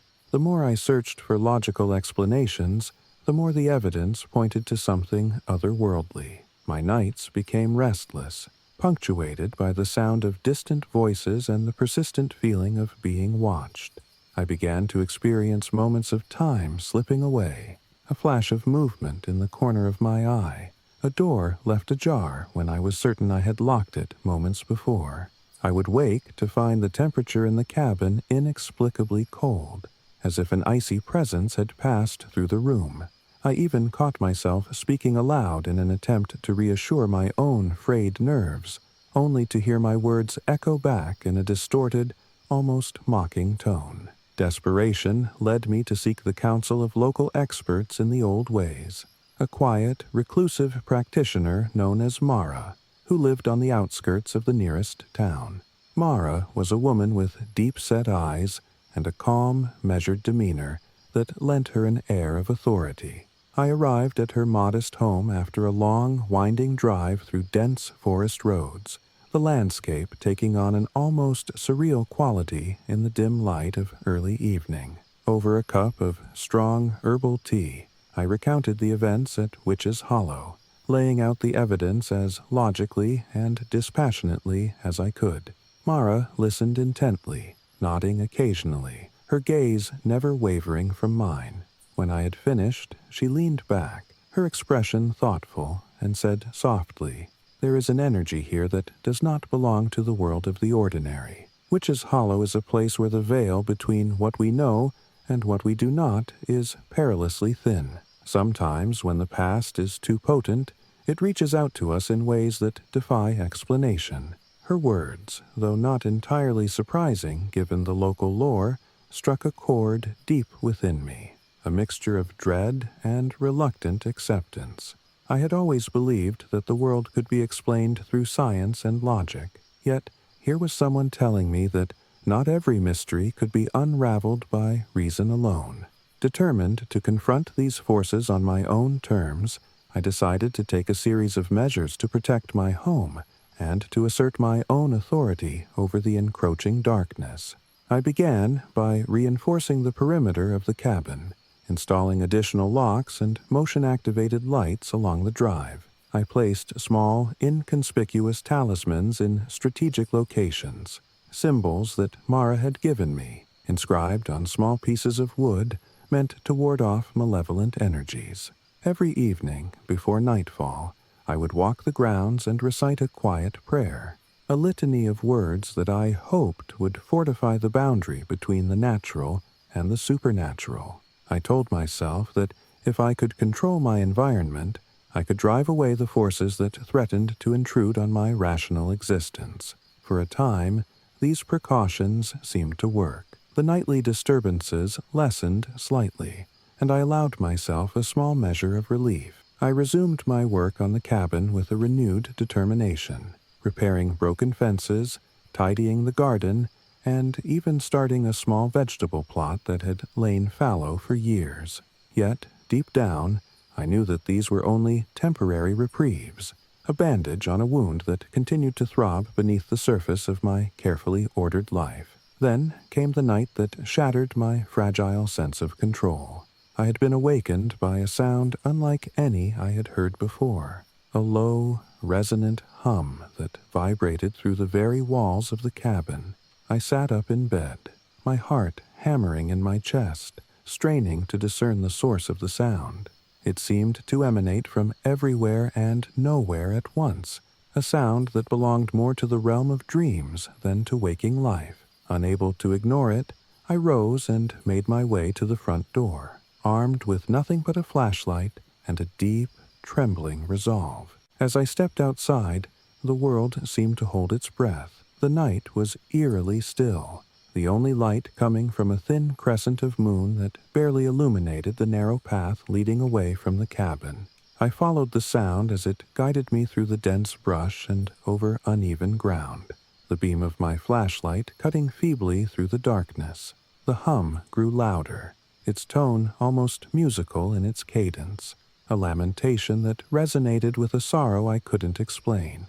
I came upon a clearing, one I'd never noticed before, where the ground was carpeted with a thick layer of fallen leaves, and the air was heavy with the scent of damp earth and something else, something metallic, like rust or old blood. In the center of the clearing, a large, gnarled tree stood, its twisted branches reaching skyward like grasping hands, and there, carved deeply into the trunk, were symbols, intricate, swirling patterns that glowed faintly in the moonlight.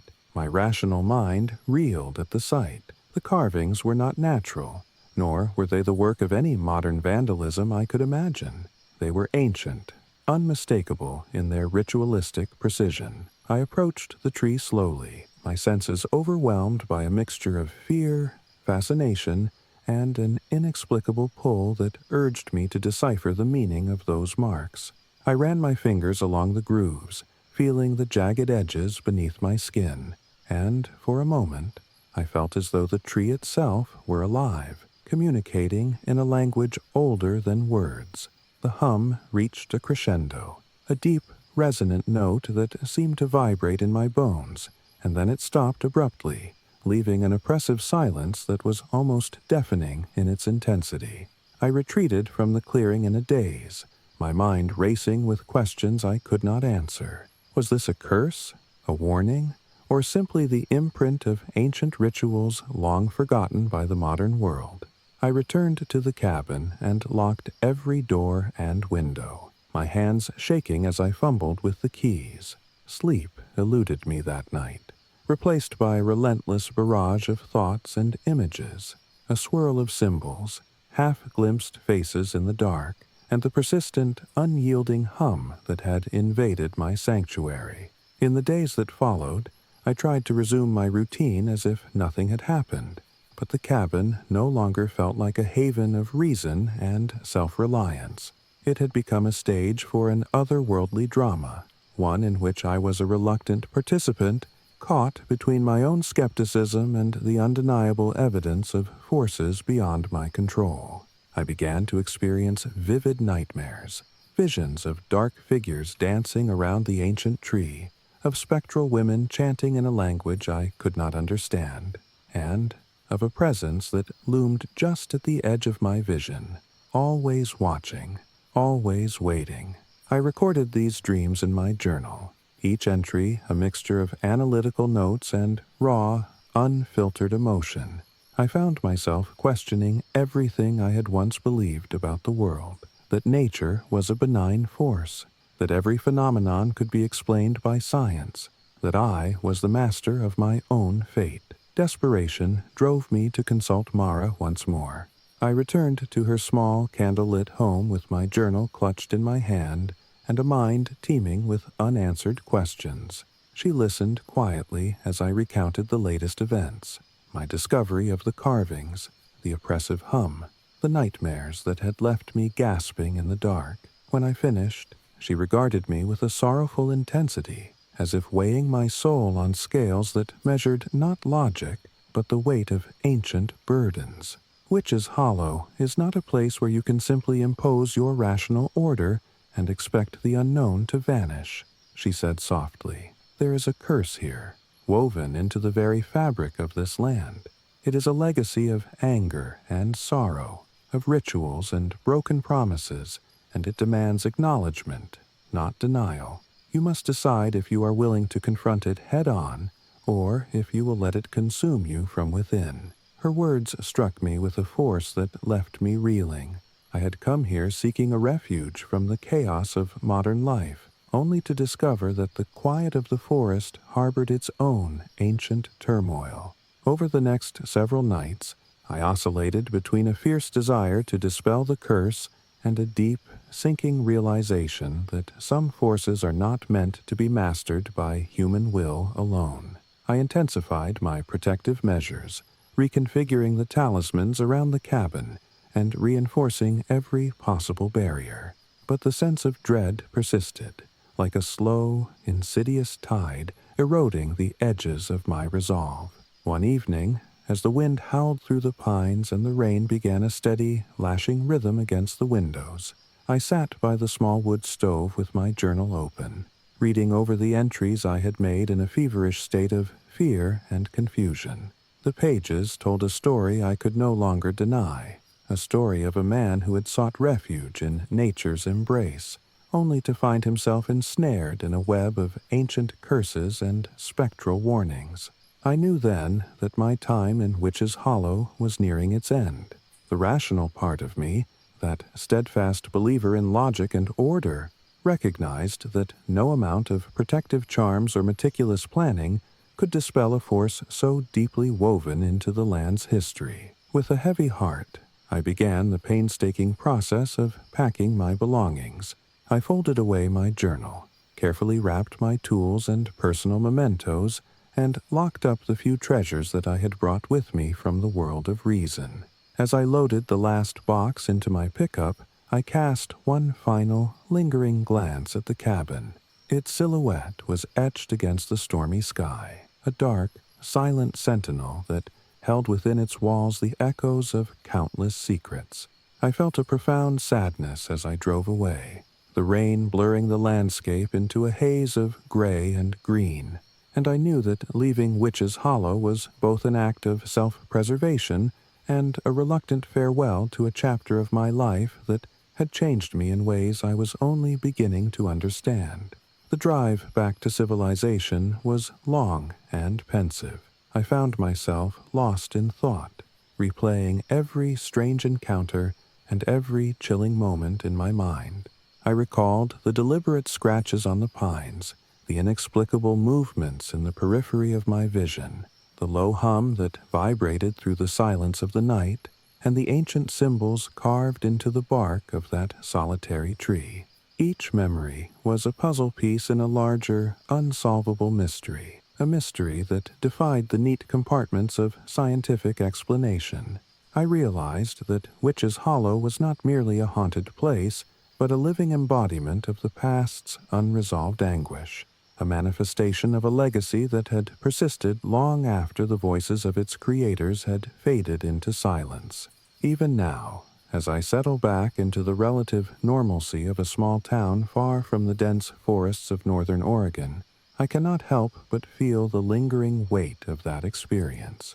My nights are no longer filled with the low, persistent hum, and my rational mind works diligently to compartmentalize the memories into something I can study and eventually forget. But there are moments, quiet, unexpected moments, when the world seems to tilt slightly, when the edge of my vision catches a flicker of movement, or when a sudden chill reminds me of the curse I once confronted in Witch's Hollow. I share this account not as a tale of triumph over the supernatural, but as a testament to the fragility of our convictions, and the humbling reminder that some forces in this world are too vast and ancient to be tamed by human reason alone. I once believed that logic was the ultimate arbiter of truth, that every mystery could be unraveled with patience and perseverance.